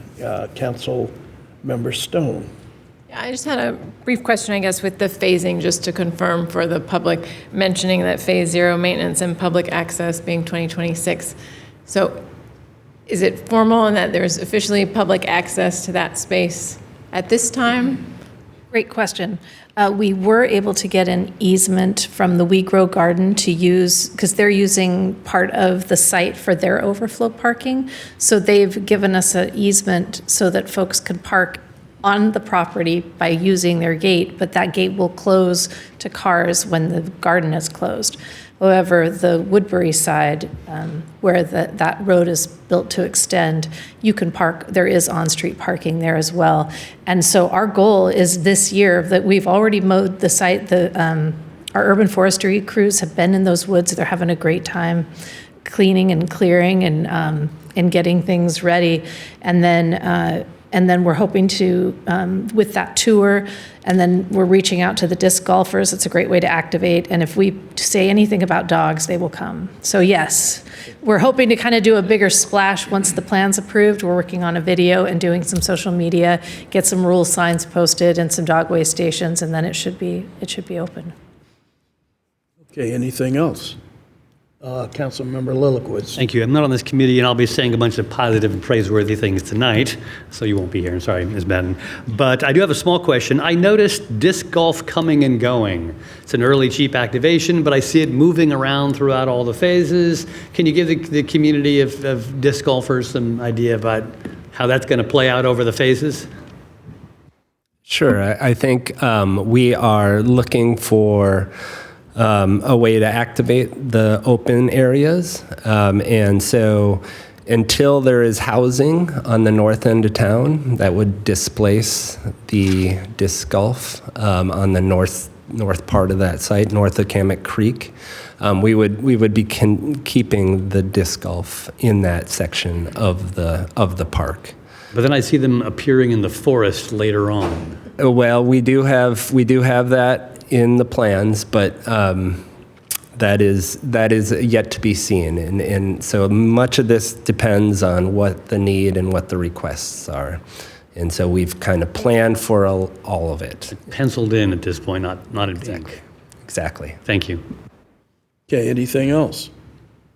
Seeing no further input, we have a motion on the floor to approve the Bakerview Meadows master plan. Any further discussion?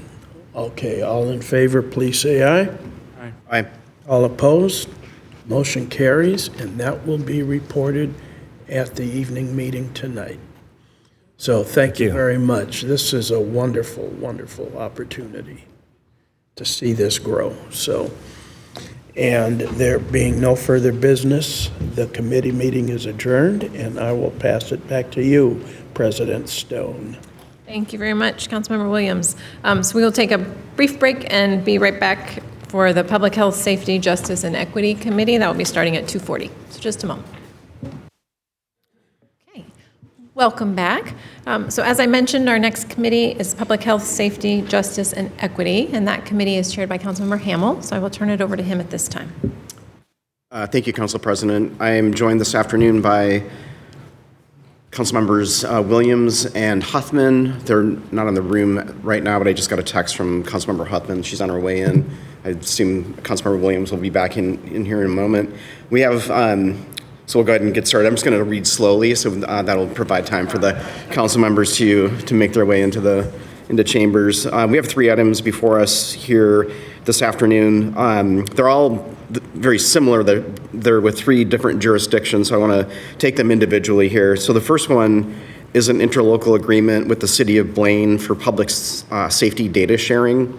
This interlocal agreement authorizes the City of Blaine Police Department to share limited records management system data with Watcom 911.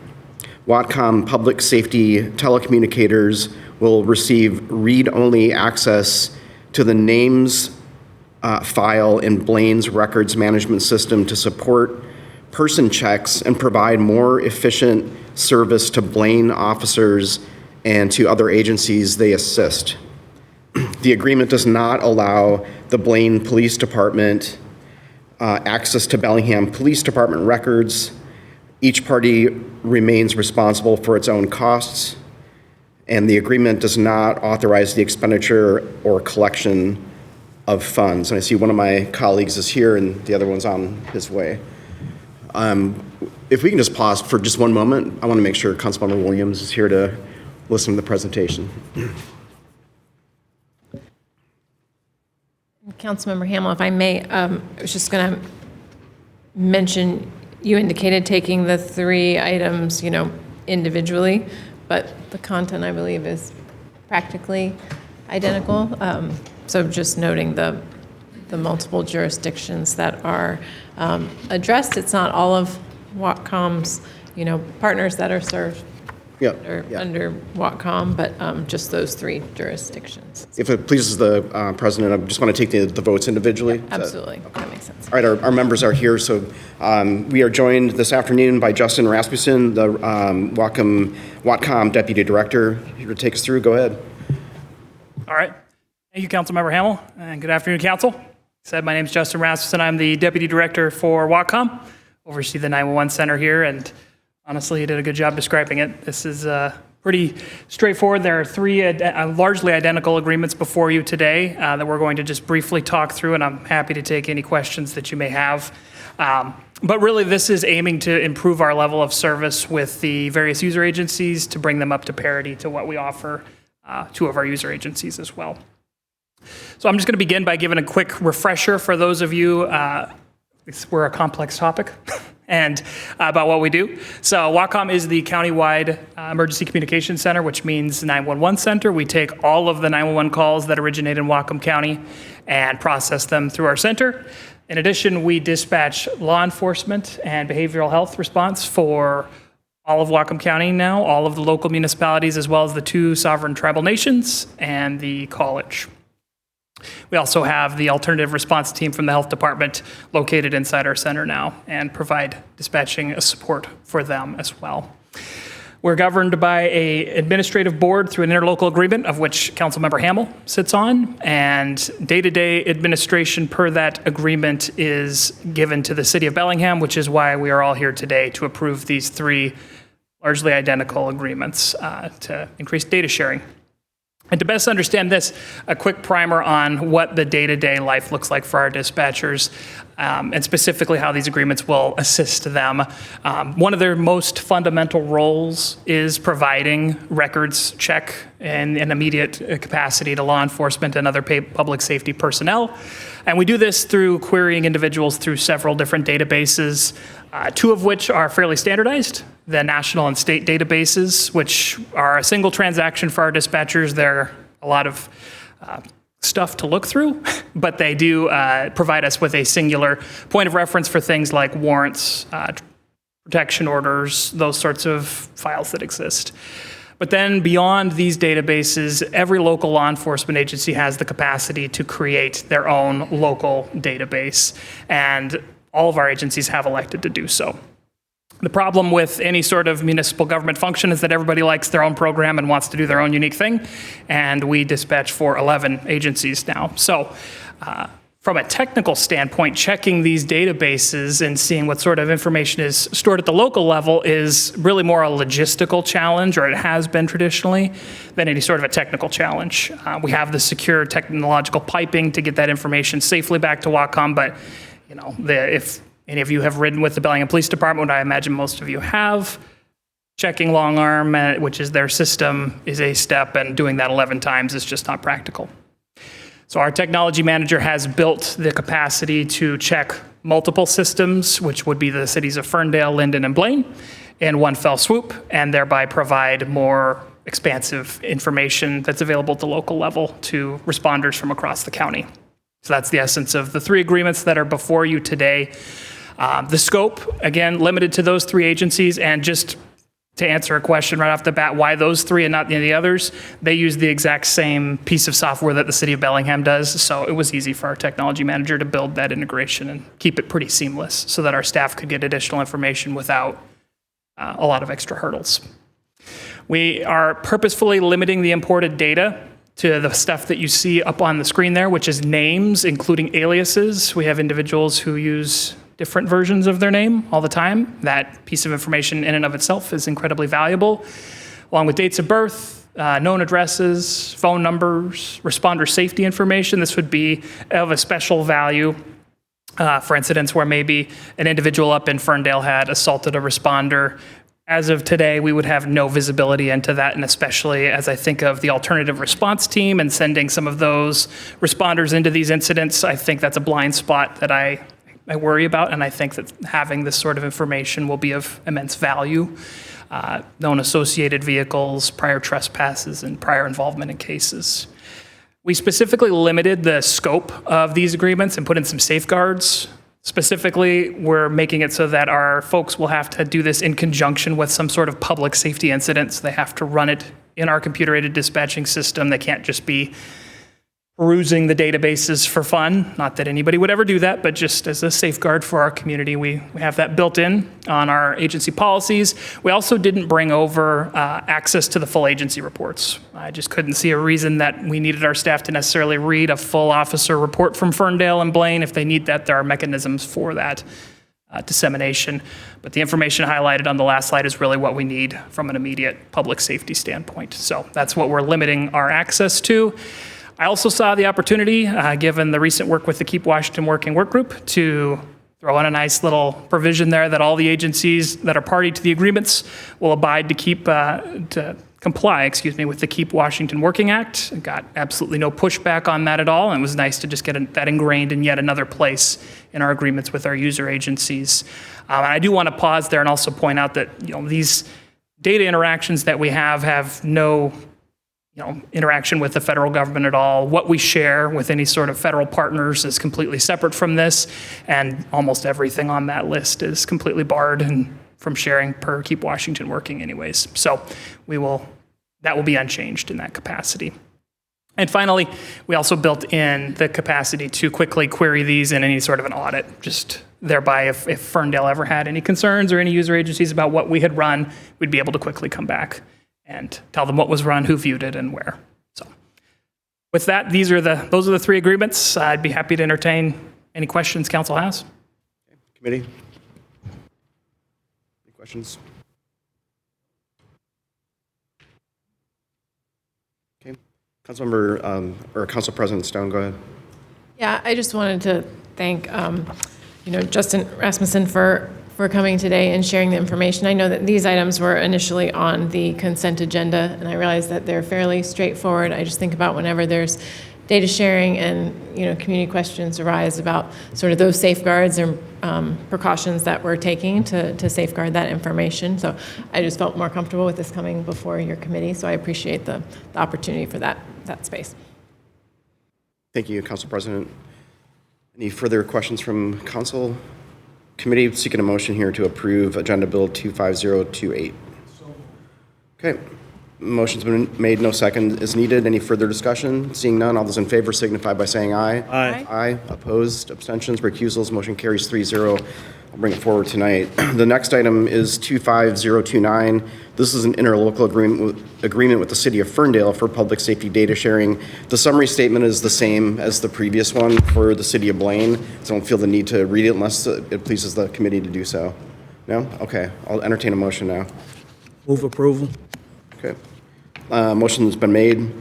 Any discussion? Seeing none, all those in favor signify by saying aye. Aye. Aye. Opposed, abstentions, recusals, motion carries 3-0. I'll bring it forward tonight. The final item is 25030. Pardon me. It's an interlocal agreement with the City of Linden for public safety data sharing. Again, the agenda summary statement is identical to the first one that I read with the City of Blaine. Any reason to read that one? No? Okay. I'll entertain a motion now. Move approval. Okay. Any discussion? Seeing none, all those in favor signify by saying aye. Aye. Aye. Opposed, abstentions, recusals, motion carries 3-0. I'll bring it forward tonight. Thank you for coming. Appreciate it. Okay, that is end of committee. Thank you very much, Councilmember Hamel.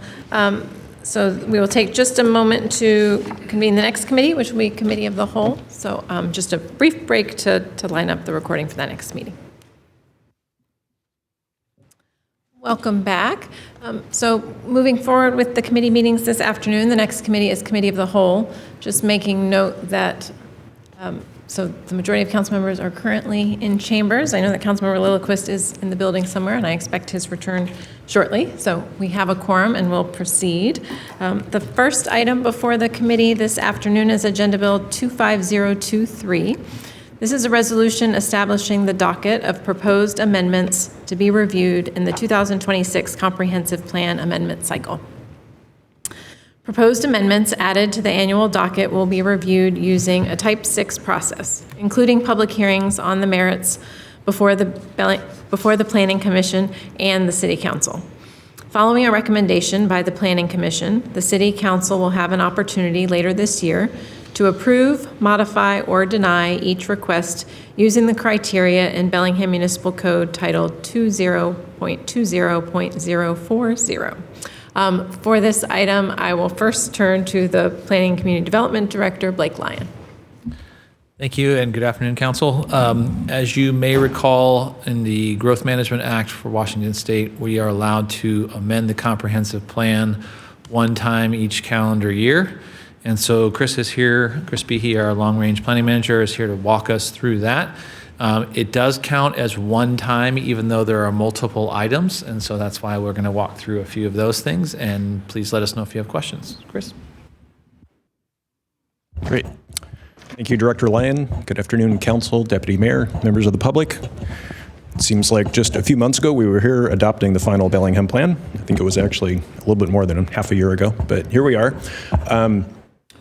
As Blake just indicated, we do have one chance per year outside of that once a decade periodic update cycle to bring amendments forward. They do, the list that the resolution before you today will create is called the docket. We have language in our municipal code, and there's language in the Growth Management Act about that docket, which is that once a year list. Today's resolution includes 7 proposed amendments, and I'll go through those in just a moment. And again, as referenced, to get onto the docket, there is a set of criteria in section 030 of 2020. There's also that list that was referenced in the agenda bill in 040 that immediately follows this. That's how those actual proposals are evaluated once they're put on that list. And these are summarizing in general terms as opposed to the more legal language in the BMC, but the criteria, first, the city must possess the staff resources and any other necessary resources to thoroughly evaluate these proposals. And as indicated in the staff report, staff have determined that we do have those resources. That's in the 2026 budget to review proposals like these. They also must be appropriate to the comp plan. The way their criteria are written, and they must satisfy the first one, that we have the resources, and then any of those following 5. And I guess I would just say you can read those yourselves.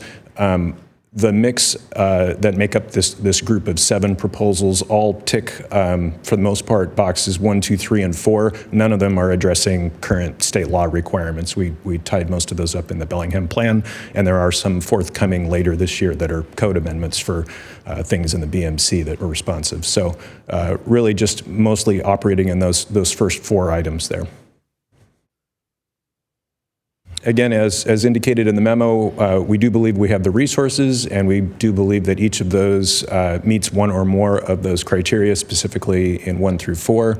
And then also, as indicated in the agenda bill, once docketed, these go through our normal standard types, what we call our Type 6 review process for amendments to the comprehensive plan. And so that is a public hearing before the Planning Commission.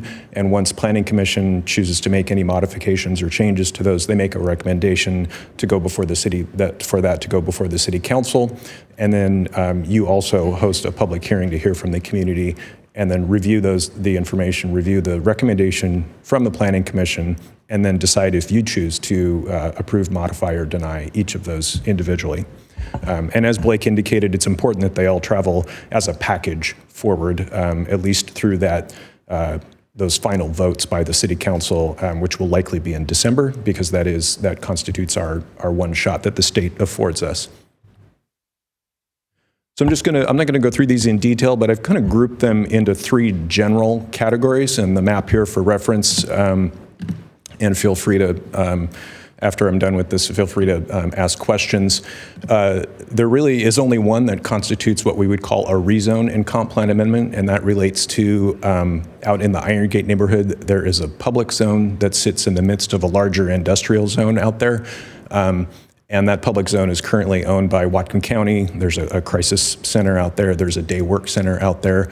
And they have a proposal just to the east of that to the west of that rather, on 2 tax parcels to add their behavior care center. And that's something that they'd like to do relatively soon. And so that's, again, that kind of timely fashion. That's why this landed on the docket this year. So that's one of the proposals. The city, you can see there's 2 blue pieces here with the gap in the middle, the gap being the existing public zone. City staff, when we reviewed the county's proposal, would like to take the opportunity to clean up the easterly boundary of that public zone. The city owns a piece of property that was formerly the Vactor waste site where materials were dried before being shipped off, things cleaned out of stormwater ponds and other kind of material. The city still owns that property and has an anticipated use there. And then also the southerly portion of that easterly side is actually part of the main county tax parcel that lives in that public zone. It's actually their stormwater pond that serves that site. So we'd like to clean that up to kind of create a consolidated block of city and county ownership. And so we felt like this was the opportune moment to slightly expand the county's request and bring that forward. So that's what that one involves. These middle series ones really tick the updates box. These are things that were anticipated when we brought the Bellingham plan forward late last year. We talked about the fact that there was a water system plan under review, that the PROS plan was currently underway at that point, and as you all know, you approved that by resolution this spring. And so, and then also the school district, Bellingham School District, is updating their capital facility plan. And as we get further into the year, we'll have an updated capital projects list, and we would like to incorporate that into our capital facility plan. That's the piece that enables us to collect impact fees. And then also, earlier this year, the Library Board of Trustees approved updated level of service standards for the public library, which also lives in that capital facilities plan. So these are all, I'm not going to call it housekeeping, but they're all kind of general updates. They're not ones, they've already had substantive discussion through other processes or will through other processes, and it's really the exercise of wrapping them in underneath the Bellingham plan so that there's that policy weight that drives that action there. The others are really cleanups and corrections. And so we had some things related to the land use map that we adopted at the end of the year in the Bellingham plan. There were a couple of errors in the way that we translated urban village designations in the Samishway Urban Village to the land use map. We had some things that we called residential that were really commercial, a few minor details like that. We'd like to clean that up. It's very hard to see on the one-page map in the Bellingham plan, but if you bring up our web map and you can zoom in, you're like, oh, wait, there's a few there that we got wrong that disagree with the designations in the municipal code. So we would like to correct that. Also, earlier in the year, Public Works brought forward changes to citywide speed limits, and also in that same ordinance amended the citywide list of arterial streets that live in the municipal code. We would like to sync up the maps in the transportation chapter of the Bellingham plan and also the arterial map that lives in the multimodal plan with that new list of arterial streets. And also there were 1 or 2 errors in the previous arterial map that was adopted in the plan itself, one being Birchwood that goes beneath I-5 was missing from the map. So there's a few just little corrections like that we'd like to bring forward, and then that update to sync it up with the BMC. And then finally, another error, or what we call an error of omission. In the 2016 comprehensive plan, we had a policy in the facilities, capital facilities chapter that talked about that we need a process for citing essential public facilities. We have a piece in BMC 2017 that we've codified in years past that is that specific policy process to cite essential public facilities. When we in the Bellingham plan process did our facilities and services chapter, we generalized a policy and we inadvertently generalized out that essential public facilities language. So we have policy FS17 in the chapter in the Bellingham plan, we'd like to add that language back in so that that supports and points to our municipal code Title 2017, so that completes that circle there and reestablishes that relationship. Those are really the list of updates. As you can see, there's really only one that's what we would call kind of a classic rezone. The rest are all either updates or kind of cleanup exercises that we'd like to do. And staff recommend approval of the resolution to put those on the docket for consideration in the Type 6 process. Before questions, I do want to just pivot real quickly or leave this up here. This is the schedule, and this was also in the packet. It is a very short docketing schedule compared to most years, and that's just where we find ourselves in the year. But we are looking at a Planning Commission public hearing on October 1st, looking at a work session if needed on October 15th, and then we would come before you with a work session on November 2nd, and then a public hearing on that same material on November 16th. We typically have started with a public hearing before you. We're starting with a work session just to give the public more time to digest that draft ordinance, and if there are any substantive comments, to give them time to pull those together, and also to give you a head start on asking any questions that we might be able to clarify when we come forward with that public hearing. And then there will be, just based on the rest of the year for the council calendar, December 7th could be an opportunity to approve that draft ordinance, and then the last meeting in the year would be December 14th, and so that would be the third and final reading opportunity if it doesn't happen sooner than that. So with that, I'm happy to answer any questions and entertain approval of the resolution. Open up to council members. Councilmember Lillquist. Thank you, Mr. Behe, for the presentation. These do strike me as appropriate and important items to add to the docket. I know that in previous years we've had, docketing occurred earlier and there were bigger items. They often had to do with urban villages or maybe private applications who are seeking significant changes in land use. Do you feel comfortable speculating on why none of those have been coming forward? I'm going to guess it might be due to the fact that we just went through the comp plan cycle, and that might have sort of cleared out people's requests at that moment. Is there any other reasoning you think we see those return in following years? Yeah, I think that you really hit on it right there, just that we had just finished the comp plan update process. We addressed a large variety of concerns expressed by the community in all of the 2.5 years of public input we received there. We did also, for a few inquiries from different developers or property owners around town, they came forward during the periodic update process, and they were asking specifically about something around residential zoning. We strongly encourage them to pay attention to our process of adopting the interims for the middle housing, for ADUs, for the design review process.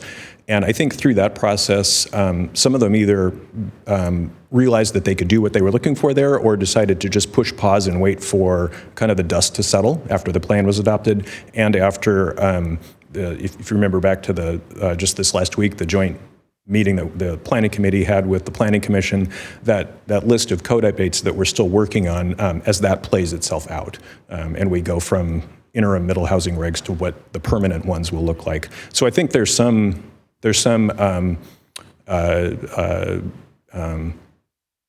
uncertainty, I guess is the right word, about what the final code would look like, and people maybe are wanting to just wait instead of introducing change in the middle of that to say, let's wait, we might get what we need right there, just through that process. And there will be, again, opportunities for us to receive comments on those amendments as well. So I think that's part of it.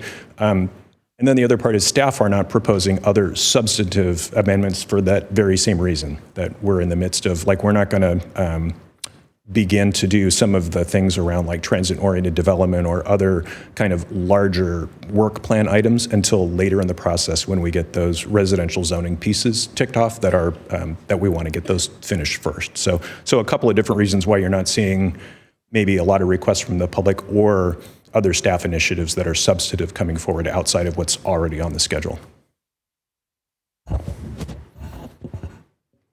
Anything else from council members? I just wanted to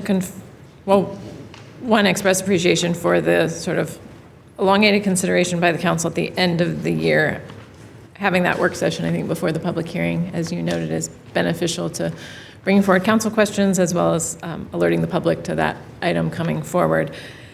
And then I just wanted to confirm the deadline for this to be adopted would be by the end of the year, right? It needs to be finalized before the close of the year. Right, the items that that are docketed on this 2026 list. I will say, and I think Mike is here from Mike Wilson from Public Works. The one item that there's a little bit of uncertainty over is the water system plan, and it's going through some late stages of approval and back and forth with the state. We've talked with Public Works, and the decision was, well, let's go ahead and keep it on the list, get it docketed today if we can, and then, as we have done in many times in years past, items on the docket, if they don't get approved that year and they haven't been denied, they are effectively still on the list, and we don't need to docket them again. We can approve them with the 2027 docket, and we have had rezones in the past and other kinds of things that have spanned multiple years in that process. So, but just on the off chance that things all fall into place before the end of the year, that water system plan was when we felt like, well, let's get it on the list and leave it there. And if things converge in December and we can get it approved, that's great. If not, we will just finish that once it comes forward for final approval. Okay. And just confirming, today we have a resolution for consideration that would only require one vote, but what will be coming forward would be an ordinance that will require first and second and third and final. Okay. Interim City Attorney James Earp. Thank you. Good afternoon. So I just wanted to add on to something that Mr. Behe said in response to your question, Councilmember Lilliquist, about why this is a lighter docket. Right when staff started getting moving on the periodic update, we came forward and asked council to adopt a resolution, if you will, to suspend the docket during that period so that staff could focus really on that important 10-year periodic update. So we didn't actually receive any private requests in response to council taking that action.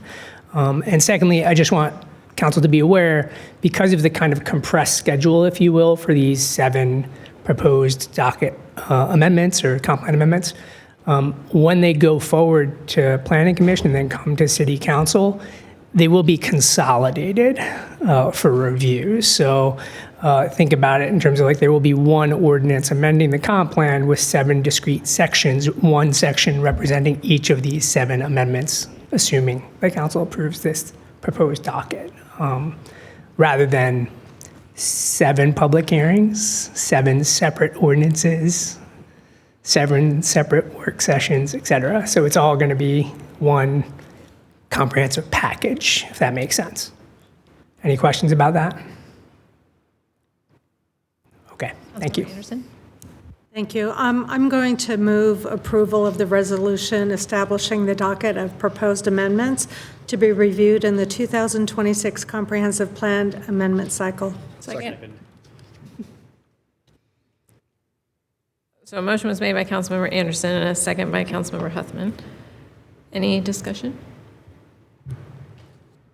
Okay. Seeing none, all in favor will say aye. Aye.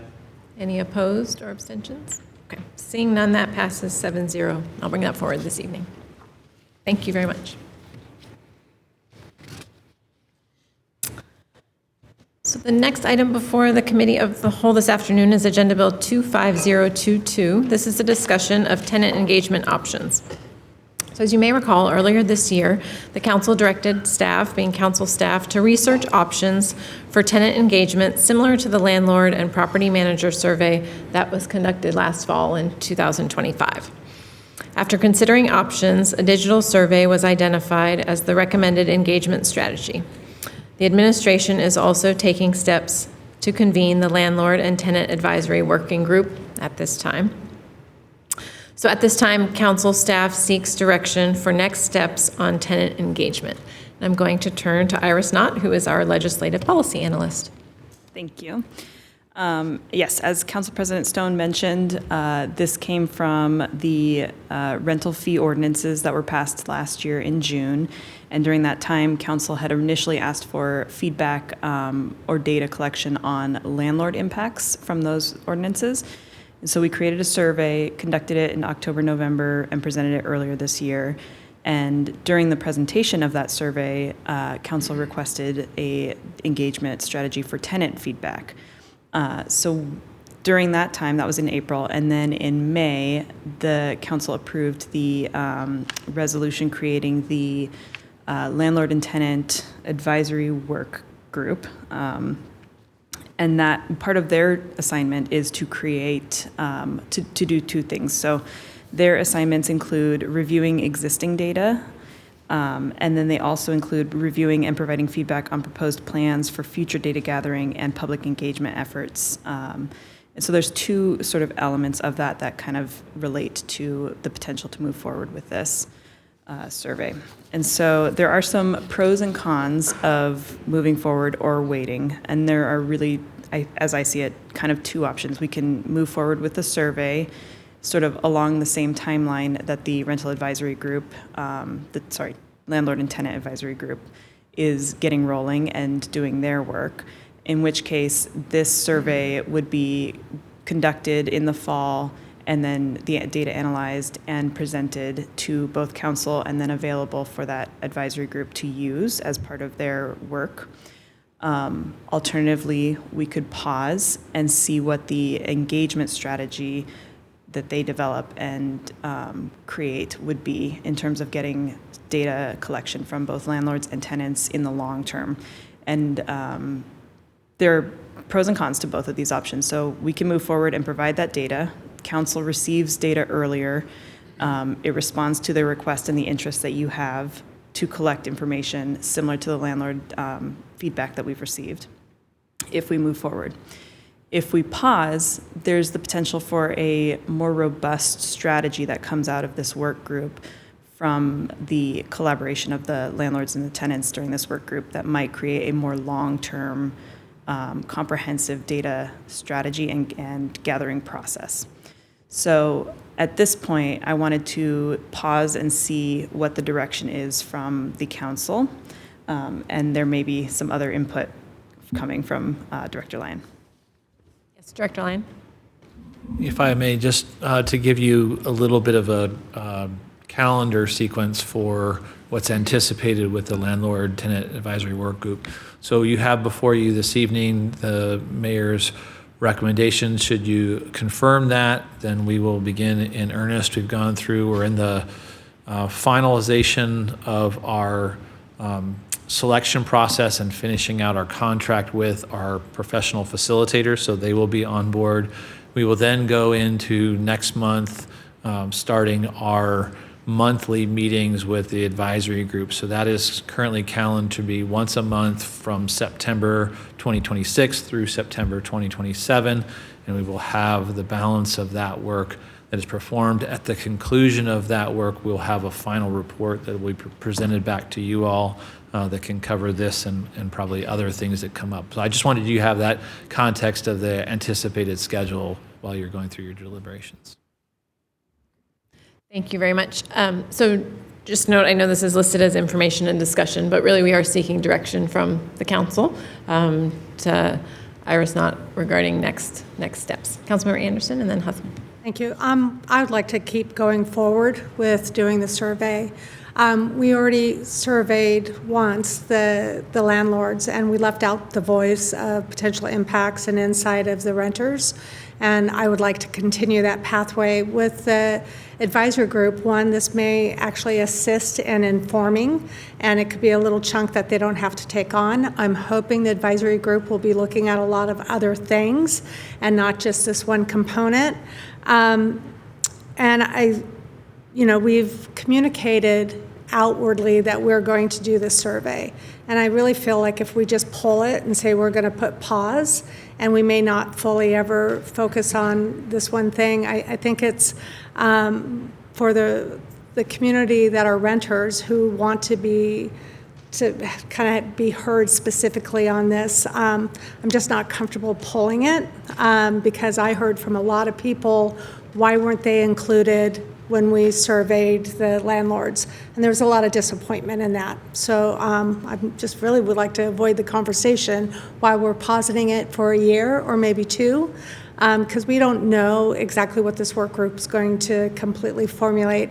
I think for some of us who really paid attention to the fiber advisory, that did go longer, and it took a while to really get anything tangible through their recommendations, and they went in different directions than what we thought originally the scope would be. So I'm hoping that the new advisory group might be a little organic and bring some insight that perhaps we're not right now pinning them in.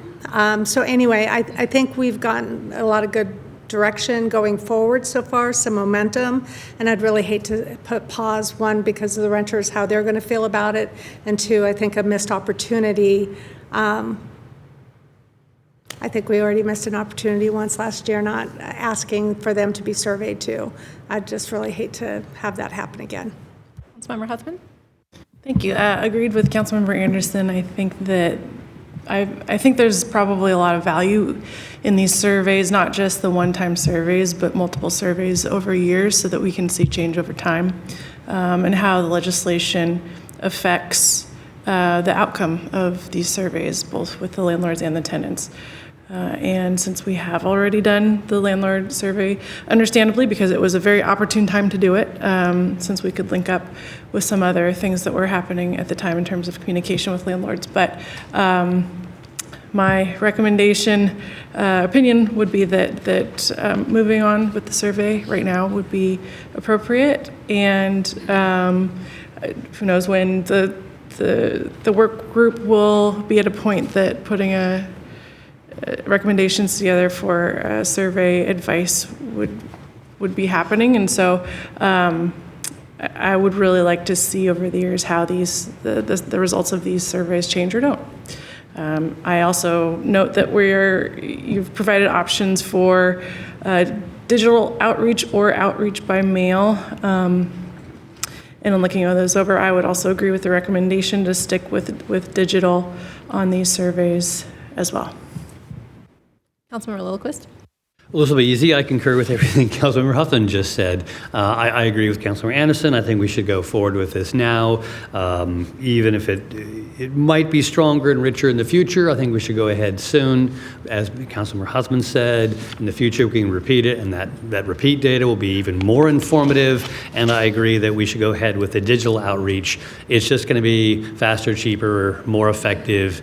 It won't be perfect, but it'll be good enough for our purposes to start. And I do want us to move ahead more quickly with getting this feedback. And in addition, I see this survey as one part of our engagement with on these issues. The advisory work group is another piece. So this isn't the only thing we're doing. And so taking that together, I feel comfortable with going ahead now and using the digital means. Councilmember Williams? Well, I totally agree too, but I also see this in a longer range situation where this is our first step forward. But if everything, at least to my way of thinking, if everything works out, we have the committee, we have the survey and so on, that this will somehow become a systemic process that we would utilize somehow down the road periodically to get the data and the information we need to make relative good decisions in this world so that it reflects the needs of everybody involved in this. Not just one side or not just the other side. It's something that I think needs to reflect the needs of that whole entire community as a whole, not just one side versus the other. And I think this is a first step. And option one, I think, is the best one right now. But down the road, who knows? But that could be something that a commission or a committee could determine. So I agree with this first step forward. Any other council members before I go back to Councilmember Anderson? Seeing none, Councilmember Anderson. Thank you. I failed to mention I also support the electronic. I think it's faster and less expensive, but also I'm hoping that the survey there might be some responses that we're going to want more information on or better clarity, and that could go to the work group as they expand perhaps other areas that they're looking at, that a follow-up engagement, whether it be that we fund a mailer in order to spread it out. But I'm hoping that we'll get some good kernels, and either one, another survey in the future, or two, adding those areas of clarification we'd like to another future survey with additional content developed by the working group would be, I think, very beneficial, and perhaps using a different modality the next time in order to spread the net further would make sense. Anything further from council members? I guess under those, Councilmember Cotton? Sure. Agreed. My sense is, as great as it would be to do like a weighted, accurate, representative survey, like this really isn't to ask and answer questions. It's mostly to identify areas for further work and stakeholdering. So I agree if it fills within staff capacity and not too tight on the budget. Let's do it. And I'm eager to offer my 2 cents on questions. I'm sure we all have a few.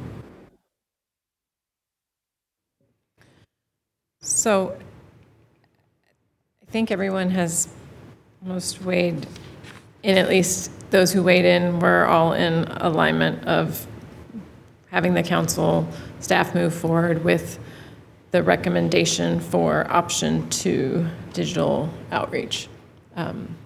So that being so, I guess I'll formally move just so that we have that on the, well, the recommendation says option 1, which is the digital outreach. Right. So I'll make a motion for council staff to move forward with option 1, a digital engagement strategy this fall. Second. So motion made by the chair and a second by Councilmember Anderson. Any further discussion? Okay. Seeing none, all in favor will say aye. Aye. Any opposed or abstentions? Okay. Seeing none, that passes 7-0. Okay. Councilmember Cotton. Just briefly, thank you to Iris and Julia and Council President Stone and Planning Director Lyon for their work on this. Okay. Thank you very much. With that, the next agenda item is Agenda Bill 25024. This is a discussion of upcoming procedural changes to council meetings. So Council President Hannah Stone will review planned changes to council meetings, including adjustments to public comment, standing announcements, and language access. So for this item, with my notes, struggled to come up with a memo that clearly sort of walked that through. So what I'm proposing at this time, it is information discussion only for the most part, is to look through sort of the agenda as you know it and to go over what the proposed changes are. At this time, in working with our office manager, Jackie Weller, as well as the BTV team and others, and consultation with legal, the proposal is to move forward with changes at our next meeting, which would be the next meeting being September 14th. So you would see a new agenda, cover pages in the next packet if this were going forward. So in thinking about how to, just looking at our typical agenda and its publication, how to watch city council meetings, one of the proposed changes is to move public comment to the beginning of council meetings, which would mean that public comment would be coming as a part of the regular broadcast on, BTV, Comcast Channel 10, also on YouTube. So there would be some editing, to that language, just to clarify that there's not sort of that separate channel as far as record keeping as well. In how to provide comment and engage in that process, wanting to highlight that with the help of David Braun, our communications manager, looking at a new QR code bring us into the 21st century, a QR code as well as online registration form that will be available, sort of similar to current practice, same day, in addition to having an iPad here in person 30 minutes before. So again, it's just having that electronic sign up, which one will make legibility, hopefully, and reading of those names and preserving that record of sign up a little bit easier, and also helping to facilitate the randomization of names, right, and calling of those names. In addition to that, input provided by or the ability for people to provide input. So that will apply to council, public comment session, as well as public hearings. So the proposal is for public comment to be at the very beginning, the first order of business in the evening, as that would be before public hearings, just to allow that consistency where members of the public know that public comment will be at 7 o'clock, right? That will be the first item of business, and provide some consistency and reliability in that respect. Wanting to note that one of the changes as well with comment is wanting to have a basket. So there's currently a sign in that little table that's next to the clerk's desk, having a formal basket where people can provide, right, either written comments, ooh, I know Jackie's sign, where people can provide, right, hard copies of written comments, thinking about in the comment period with 2 minutes to provide comment. If for some reason you weren't able to get through all of your written comments, being able to leave a hard copy that can be shared with council members. Also, sometimes people speaking either at a public hearing or a public comment have additional support documents that they're wanting to share with council members. So just having a formal location where those documents can all be collected and then distributed to council members. So those are little nuances. Also, so with that online registration through the form, they will then receive, right, an automatic response, and that auto response provides some additional guidelines and commentary about the changes and, right, how to sign up. As far as the speaking for 2 minutes and the randomization of the speakers as far as the order. In addition, David is working on a little orientation video, just sort of for people who haven't provided public comment in council chambers before, like going through sign up and where you stand and where the council is and the orientation of the room. So just to try and make that a little less daunting. So with that auto response, having a link to that, that sort of orientation and welcome video. Moving forward on the agenda, so announcements and upcoming meetings. Received confirmation from legal that we are not required to state that the Bellingham City Council meets all requirements of the State of Washington Open Public Meetings Act. Although that may be fun for the chair to say every meeting, we are complying, but that statement doesn't make that, I guess reciting that statement doesn't make that truer or less true. It's all of the other pieces, right, that we take on as a body to ensure that compliance. So for the announcements, moving to strike that section. In addition, wanting to address the land acknowledgement. This has been something that has come and gone from our agenda, over time. Currently sitting as chair for a couple of reasons. My recommendation is that at this time that the land acknowledgement not be a formal part of the opening of our meeting for a couple of reasons. One, there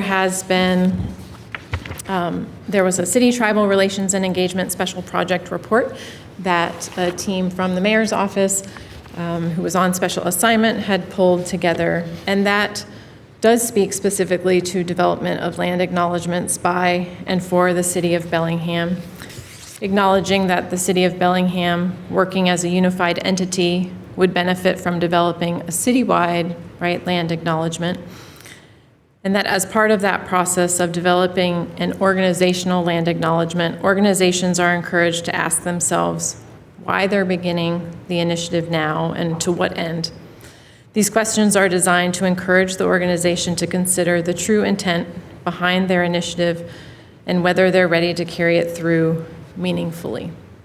And so some of the things that I have reflected on over the course of time is one, how the local tribes also acknowledge that communication and that engagement with the city, and really seeing the mayor as, that point of contact for the city, and really filling that role as a leader from the city, with the tribe. So feeling like that work, as far as the development of what are the words that are used in a land acknowledgement, and really engaging in that work with the local tribes, would happen at the mayoral or administrative level.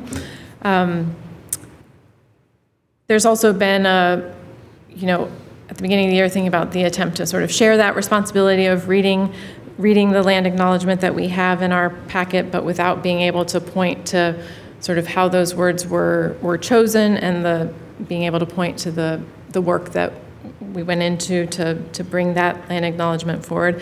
Having that missing, it feels like reading the acknowledgement, feels a bit perfunctory or rote at times. And what I'm wanting is to make sure that those words, if we are really, if we're committed to reading those words at every meeting, that it's somehow tied to meaningful work that we as a council are taking on and engaged in. And so at the beginning of the year, as part of our reorganization meeting, I brought forward the idea of, do we have a council role as a liaison to the local tribes? And at that point, the discussion was really highlighting the fact that that role lives more with the mayor and in the administration's office. And more recently, there has been some, pushback from members of those most impacted and most directly, members of the Native tribes here locally, really speaking to the fact that acknowledgements on some level have changed, I think, some over time, and just wanting to make sure that again, it's tied to the work, so that a ritual of this kind really is, recognizing a disposition or a dispossession, of land, but then coming in a form of sort of reassurance, and that history is being named, but then absorbed in some respects, and just wanting to make sure that, again, we're able to point to the meaningful work that's tied to that. And so I'm not at this time looking to, bring a formal motion before the council to vote on that. I personally, sitting as chair right now, I've done a lot of introspection on this and thinking about it, and am prepared as the chair at this time to make that call. I feel like it's an awkward position to put the council in to vote formally to support that, but I would open, feedback on that piece. So two controversial things. One, or at least up for, discussion and feedback, because they're the proposals that I'm bringing forward, is that with respect to the land acknowledgement, and the second is the language access piece. And so currently we have, for a period of time, have had standing interpretation in the Spanish language during evening meetings. Even as an immigration attorney and someone who speaks Spanish, I feel like that effort is sort of misplaced, in that we haven't done the outreach and engagement with the community to really make that investment of resources and the interpreter's time beneficial to the broader community. Bringing in, or at least those we're trying to serve, bringing in the YouTube piece. I know there's some question about AI, but obviously through YouTube and those recordings that are then available not just for our evening meetings, but for the committee meetings, really when rich discussion and dialogue happens, and those votes take place initially. YouTube provides multiple languages, the ability for audio dubbing, voiceover to all of those meetings, as well as closed captioning and subtitles in English, as well as over 150 languages. And so obviously there's some errors happen, but I think the overall advantage and benefit that the community receives from having that available is great. In addition, the language access work that's happening at the city, where the COB website, our website has printed materials and all of our web pages available in multiple languages, English and 42 So, over 40 languages that are available for, again, accessing our website, as well as printed materials through our meetings website. So that reaches more than, right, only the Spanish-speaking community, but having that available. But wanting to make sure that interpretation is still available to the community upon request in Spanish or in other languages or in ASL. And so encouraging members of the community to reach out, ideally at least 48 hours in advance, but if that's not possible, we're making a commitment to do our best effort, right, to accommodate requests that come forward. But looking at our work plan, our communications work plan, my preference is that we are investing the time and money and interpreters in those more personalized engagement opportunities, whether that be the council's been invited to a community event, right, for us to be present and making sure that there's interpretation available, or us having open office hours and making sure that there's interpretation available, right, through the language line contract that the city has in place currently, for people to feel like this is an open space where no matter what language you speak, we're going to do our best to engage just as we would with someone who speaks English as their first language. And so the work that the interpreters have done is phenomenal. I think trying to tackle government jargon and all of the acronyms and citations as well as fast talkers, and I mean that's a heavy lift as well. But feeling like again that time and money being spent at this time is not to the best benefit of us as a council and us doing our work, as well as the community members that we're trying to serve. So there would be language changes to, again, the cover page, just expressing how you can make those requests for interpretation as needed, and committing to our work, through the work plan and David in communications to really lean into that outreach that would actually increase engagement from those members of the community. So that would shrink down, obviously, the announcement section. I know that there will be some controversy and differing of opinions about making those changes. But those are my proposals at this time with respect to announcements and upcoming meetings. So I'll pause there for some commentary, but Councilmember Cotton and then Lillquist. Well, thank you so much, President Stone, for your leadership in bringing these forward.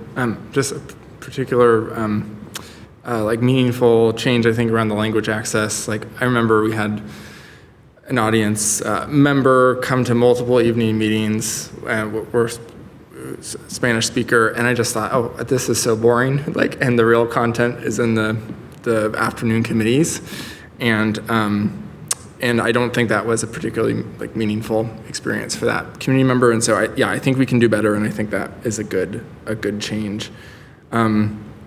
One thing I just wanted to, I think Councilmember Lillquist mentioned at a previous meeting was, it is nice to be able to go and grab people and have a conversation afterwards. And so, I think great for people's bedtimes for us to be starting with public comment, maybe finding a way to emphasize either on the projector or on the screen, unless you provide a way for us to follow up with you, we don't know how to follow up with you. So I think that could be something that would be helpful to add in the mix, perhaps on the cover page as well. But thank you again. I think these are really thoughtful updates, and second many of your comments.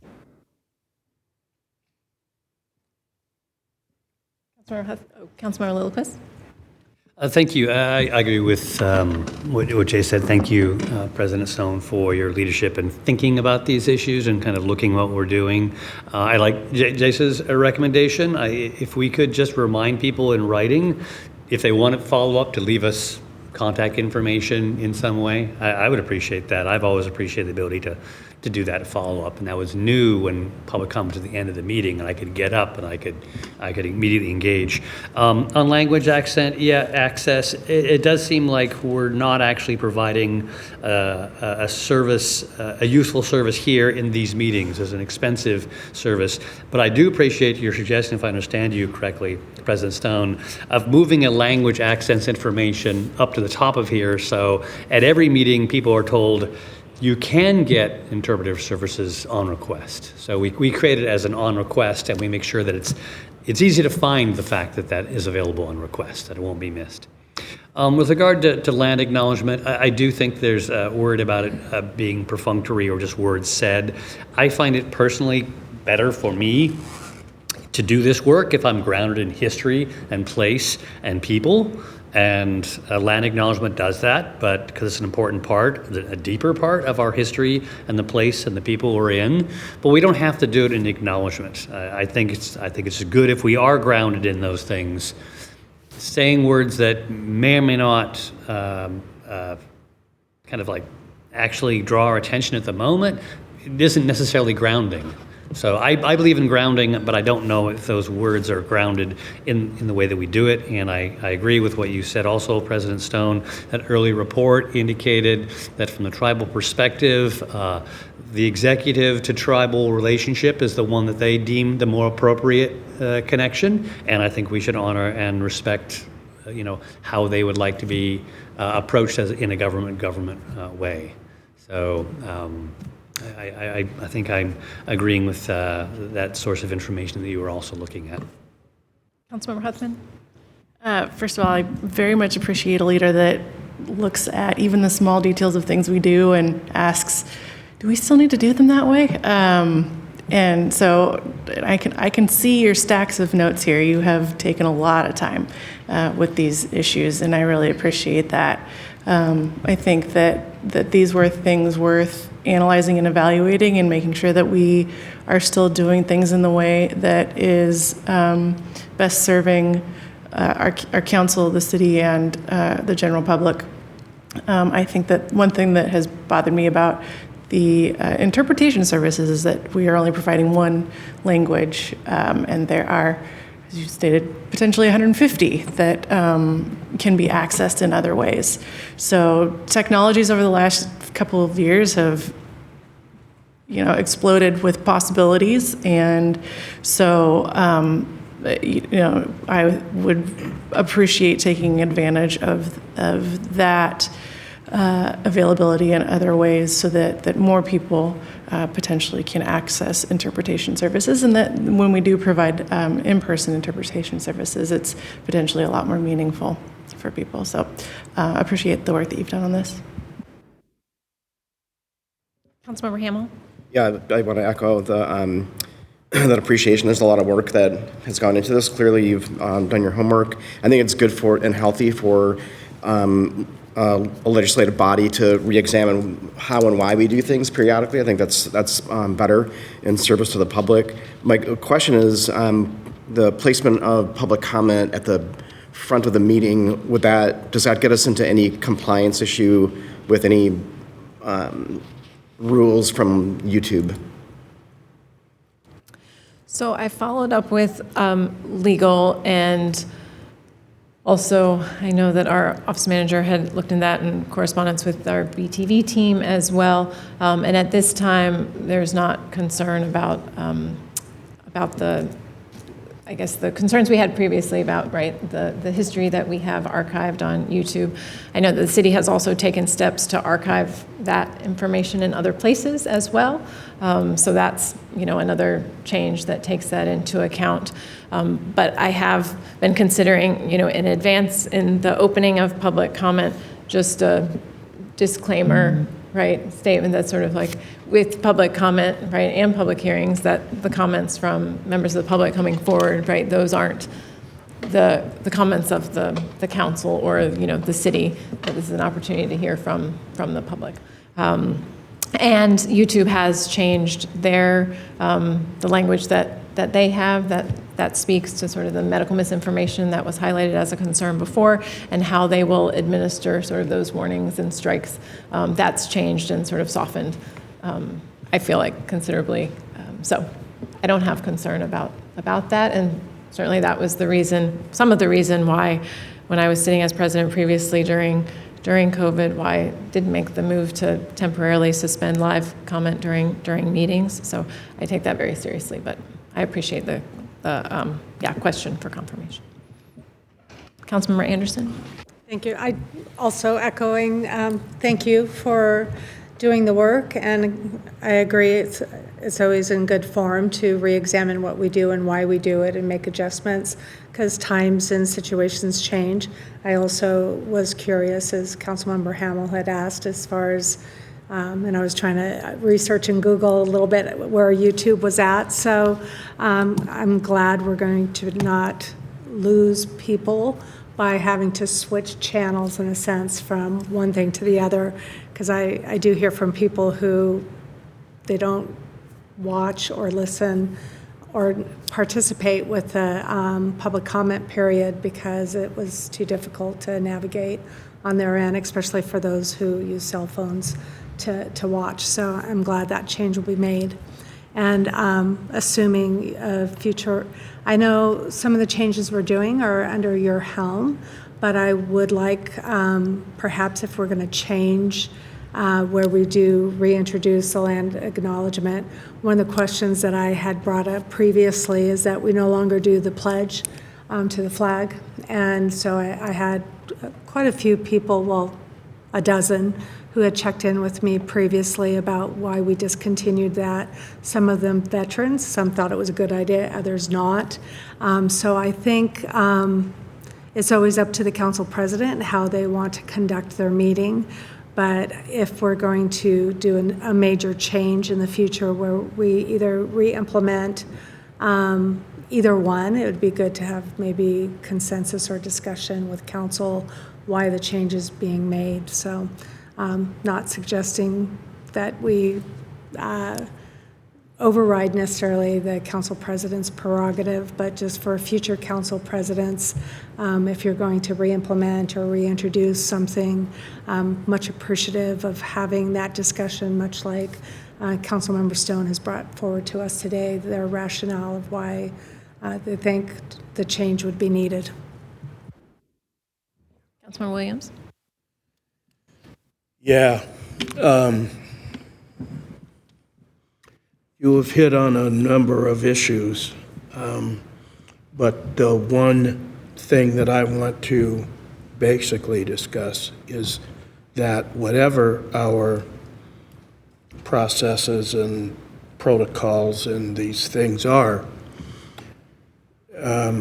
particularly things like the land acknowledgement and things of that nature, that they need to reflect our sincere belief in what they are supposed to be about, and that they should reflect our organizational relationship with those parts of our community that we are supposed to be representing, as opposed to we do it just to be going through the motions.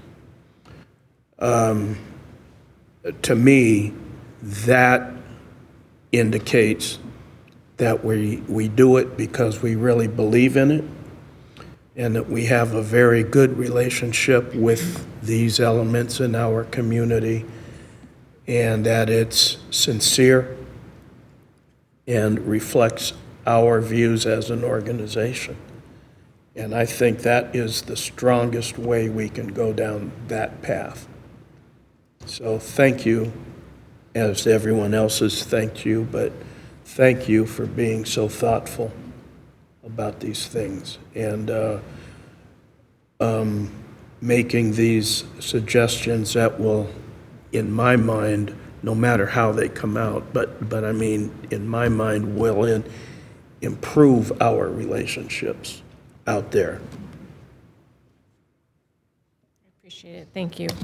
And I think to build off what you said, there's been no evidence that sort of land acknowledgements alone, right, produce measurable change. I mean, that's not where the change is happening. And so I have no doubt that this council will stay, right, engaged and continue to show up where it's important for our, presence and support to be. There's one other item that's kind of small, but looking at council assignment reports is a proposed change that's going to be council member reports that will include, right, your outside assignments, but that will also sort of double as a second old and new in the evening session. Because upon reflection, what I've recognized is that our evening meeting is a report out from the day. And so the old and new business under the committee of the whole is technically a report out of the old and new business that was shared in the afternoon, but we've always treated it just as sort of a new, old and new. So my plan is to change to give a brief report out for members of the public who weren't there in the afternoon about what was shared during old and new, and instead then having at the beginning of the meeting or closer to the beginning after the mayor's report, that council assignment reports will be council member, right, reports that can include updates from your council member assignments, as well as if there are other items for old and new. So it's a very nuanced technical change, but I'm going to try to recognize in order to keep members of the public up to speed. Yeah, Councilmember Huffman. Clarification. The council report section, will that be reports on items that don't have any action attached? And then old and new would be actionable items, potentially votes for the council, first reads of resolutions or ordinances that might be under consideration that council members are considering. Would you see that as being the difference between the council report section and the old and new? Well, really, I would include, so the main difference right now is just that in the agenda where it says committee of the whole, and for instance, today, old and new business is item number 4, that in the evening, when we're reporting out, when I would report out for committee of the whole, item 4 would be a report out of old and new that happened during the day. And so technically it's not like a new old and new section in the evening. So I was going to sort of have that council member reports as an old and new, but I could follow up with legal about whether if something has a vote, I mean, my understanding is we could still take votes at that section in the meeting during council member reports if you're saying that there would be a potential old and new item that needs, right, a formal vote, because usually that would just be reflected in the minutes and report. I mean, if there's not additional documentation that needs to be attached, right, to the meeting documentation. I guess one concern is this council assignment report section, that's not like a committee meeting, and in on-base, I don't know that you could actually add, right, physical documents. Say if someone came to the evening meeting and said, oh, I have this item to share with council members and I want it to be considered. So that's a good point. So we will reflect on that further for clarification about how the old and new, if there's any constraints, I guess, if it's moved or if it's addressed there. Or if there's, I don't think there's any harm either in during the committee report out. I mean, sometimes the council member is reporting out from their committee and another council member, either from that committee or just on council, has additional commentary to add. So I think we could still include old and new during the committee of the whole report out also. Okay. I appreciate that note for me to consider further. So. Other items for follow-up? Okay. If not, there was one item for actual consideration for a vote. And so I emailed you over the weekend just looking at our council rules of procedure. So our council rules of procedure over time have been sometimes adopted by formal resolution, and sometimes there have been changes just brought forward and adopted by a vote of the council. I confirmed with legal that we can do either. So at this time, I'm proposing that we vote or consider voting on the proposed amendments to the public comments section to have that in place prior to implementing the changes so that we have our procedural rules reflecting those proposed changes in advance. But we are internally in the office working on a more comprehensive, not complete rewrite, but a refresh of our rules of procedure that will come forward in the short term. for a more formal resolution adoption by the council. So in the rules of procedure, section 8, which was on page 4, and that Jackie has brought up on the overhead. So there was change to that section just to reflect the public comment period will be the first item of business on the agenda, unless otherwise determined by majority approval of the council. And then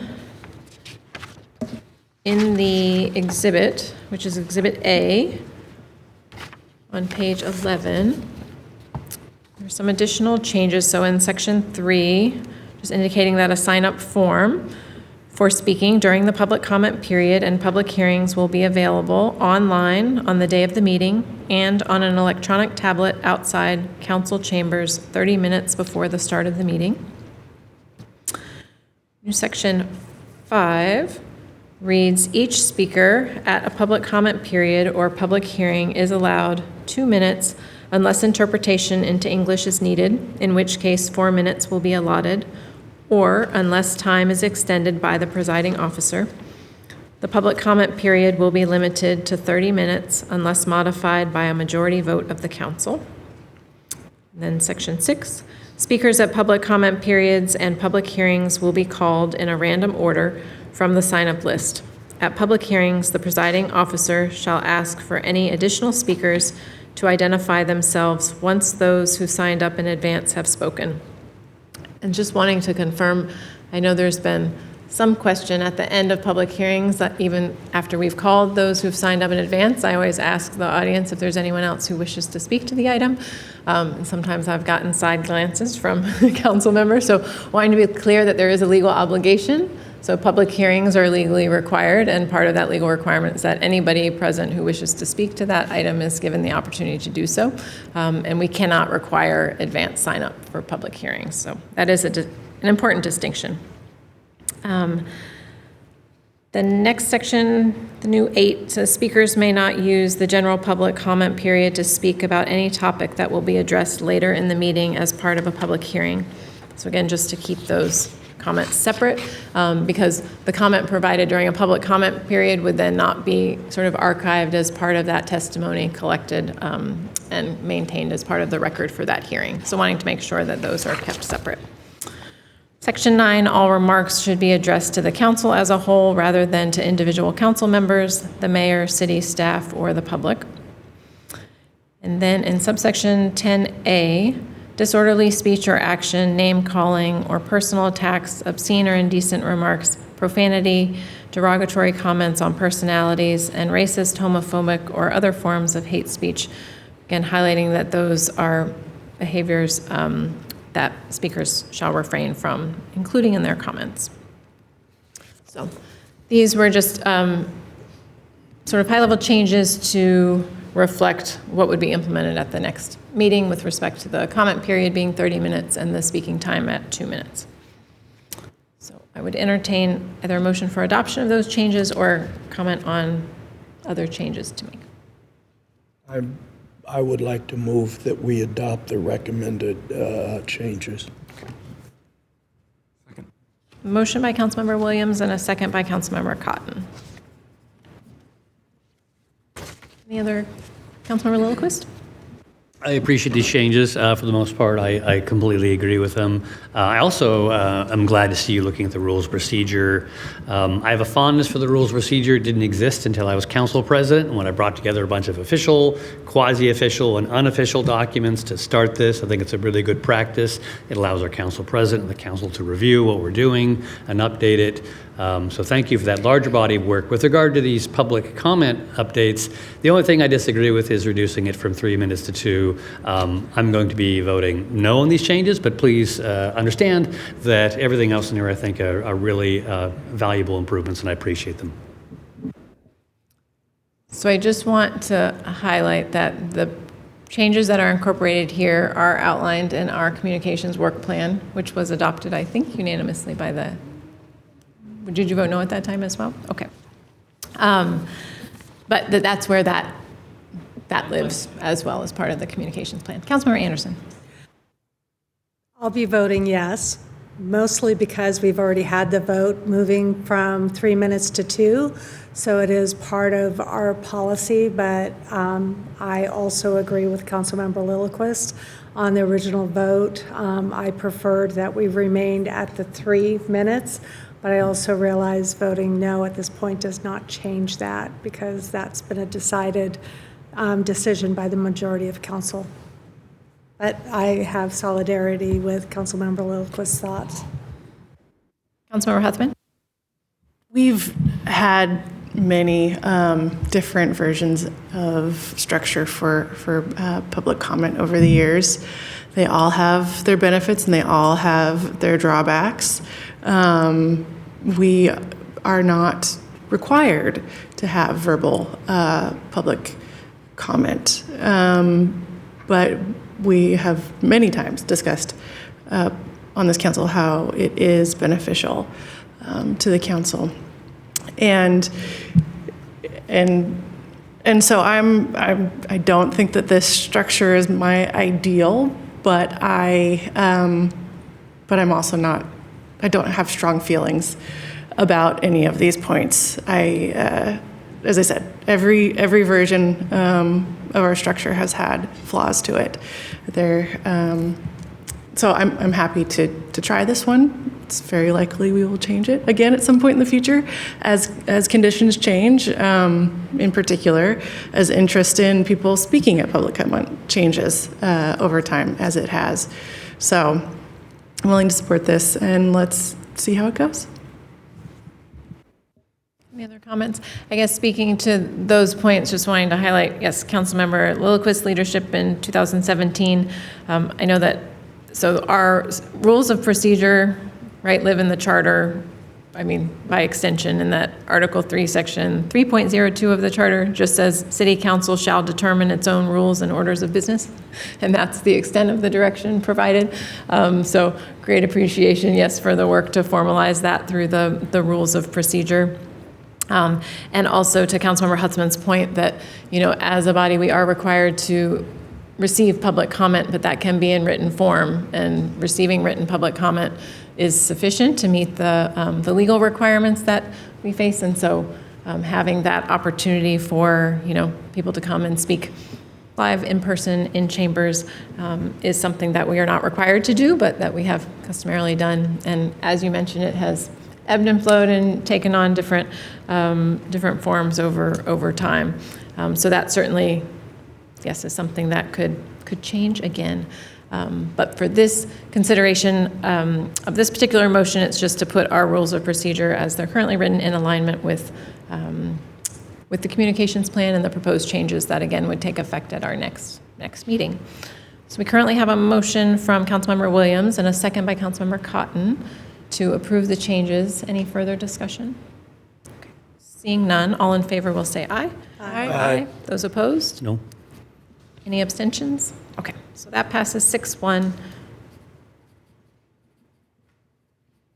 Okay. Great.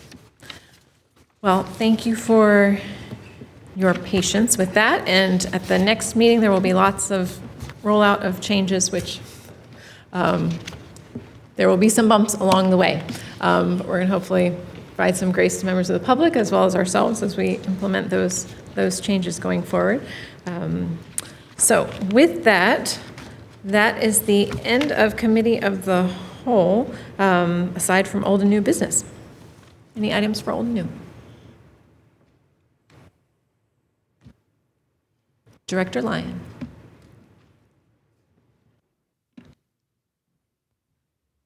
Thank you for the opportunity to come back. After last meeting, we had a brief conversation about the 120-day notice, and I indicated that I would provide a response back to Councilmember Cotton and Councilmember Lillquist.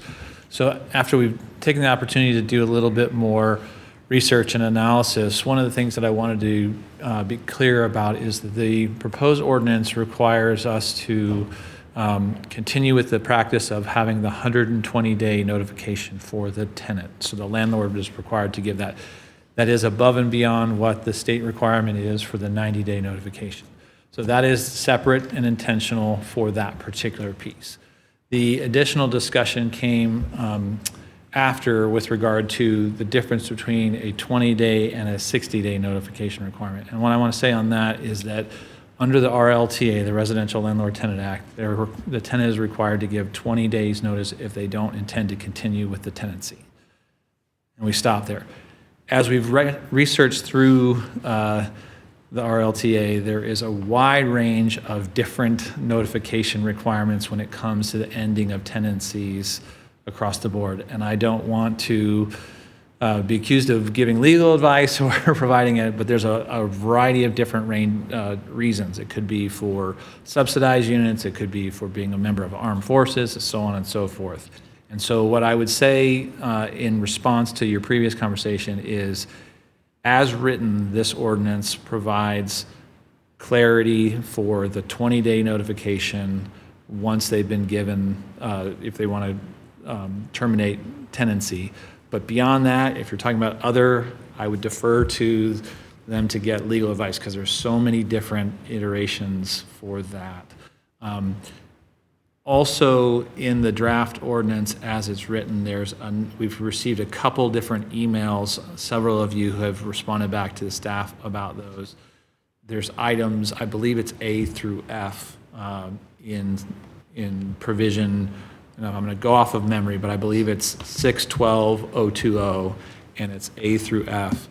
And those are just references back to the RLTA. So there's folks that have gotten a little bit concerned about what is written in there, and really it is just us trying to give the tenants and those that might be reading our ordinance understanding of that. So our recommendation remains the same, that we continue with the 120-day notice, and the tenant has the ability to utilize that time frame and must provide indication within 20 days of the tenancy whether they're going to accept that increase or whether they're going to terminate the tenancy, which is consistent with the position, Councilmember Lilliquist, that you had articulated at your last meeting.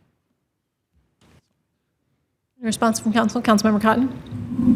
Thanks for this follow-up. I am still confused by a lot of the RLTA, as many are, but I did hear back from at least one person who professionally represents landlords, and they did not share my concern, and so that's a data point that makes me a little bit more comfortable. Yeah, I think appreciate efforts to streamline. So I don't know, Councilmember Lilliquist, do you have any other thoughts? But thanks for the follow-up. Thank you. Any other items for old and new from council? Okay. Seeing none, we do have executive session this afternoon. So there are a few items before us. The first is a potential property acquisition. This is with Rosenblatt for approximately 3 minutes. The second is a potential property acquisition, also with Rosenblatt for approximately 3 minutes. Third is a litigation matter, Oldham versus City of Bellingham et al. With Phillips for approximately 5 minutes. And then a potential litigation matter with Chaplin and Cram for approximately 10 minutes.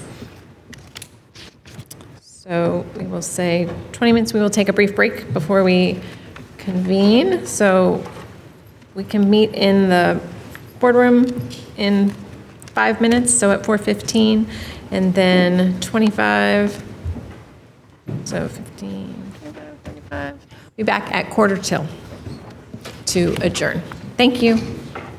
Until then, yes, for those of you who want to join us this evening, we will reconvene at 7 p.m. for the regular meeting. Thank you very much.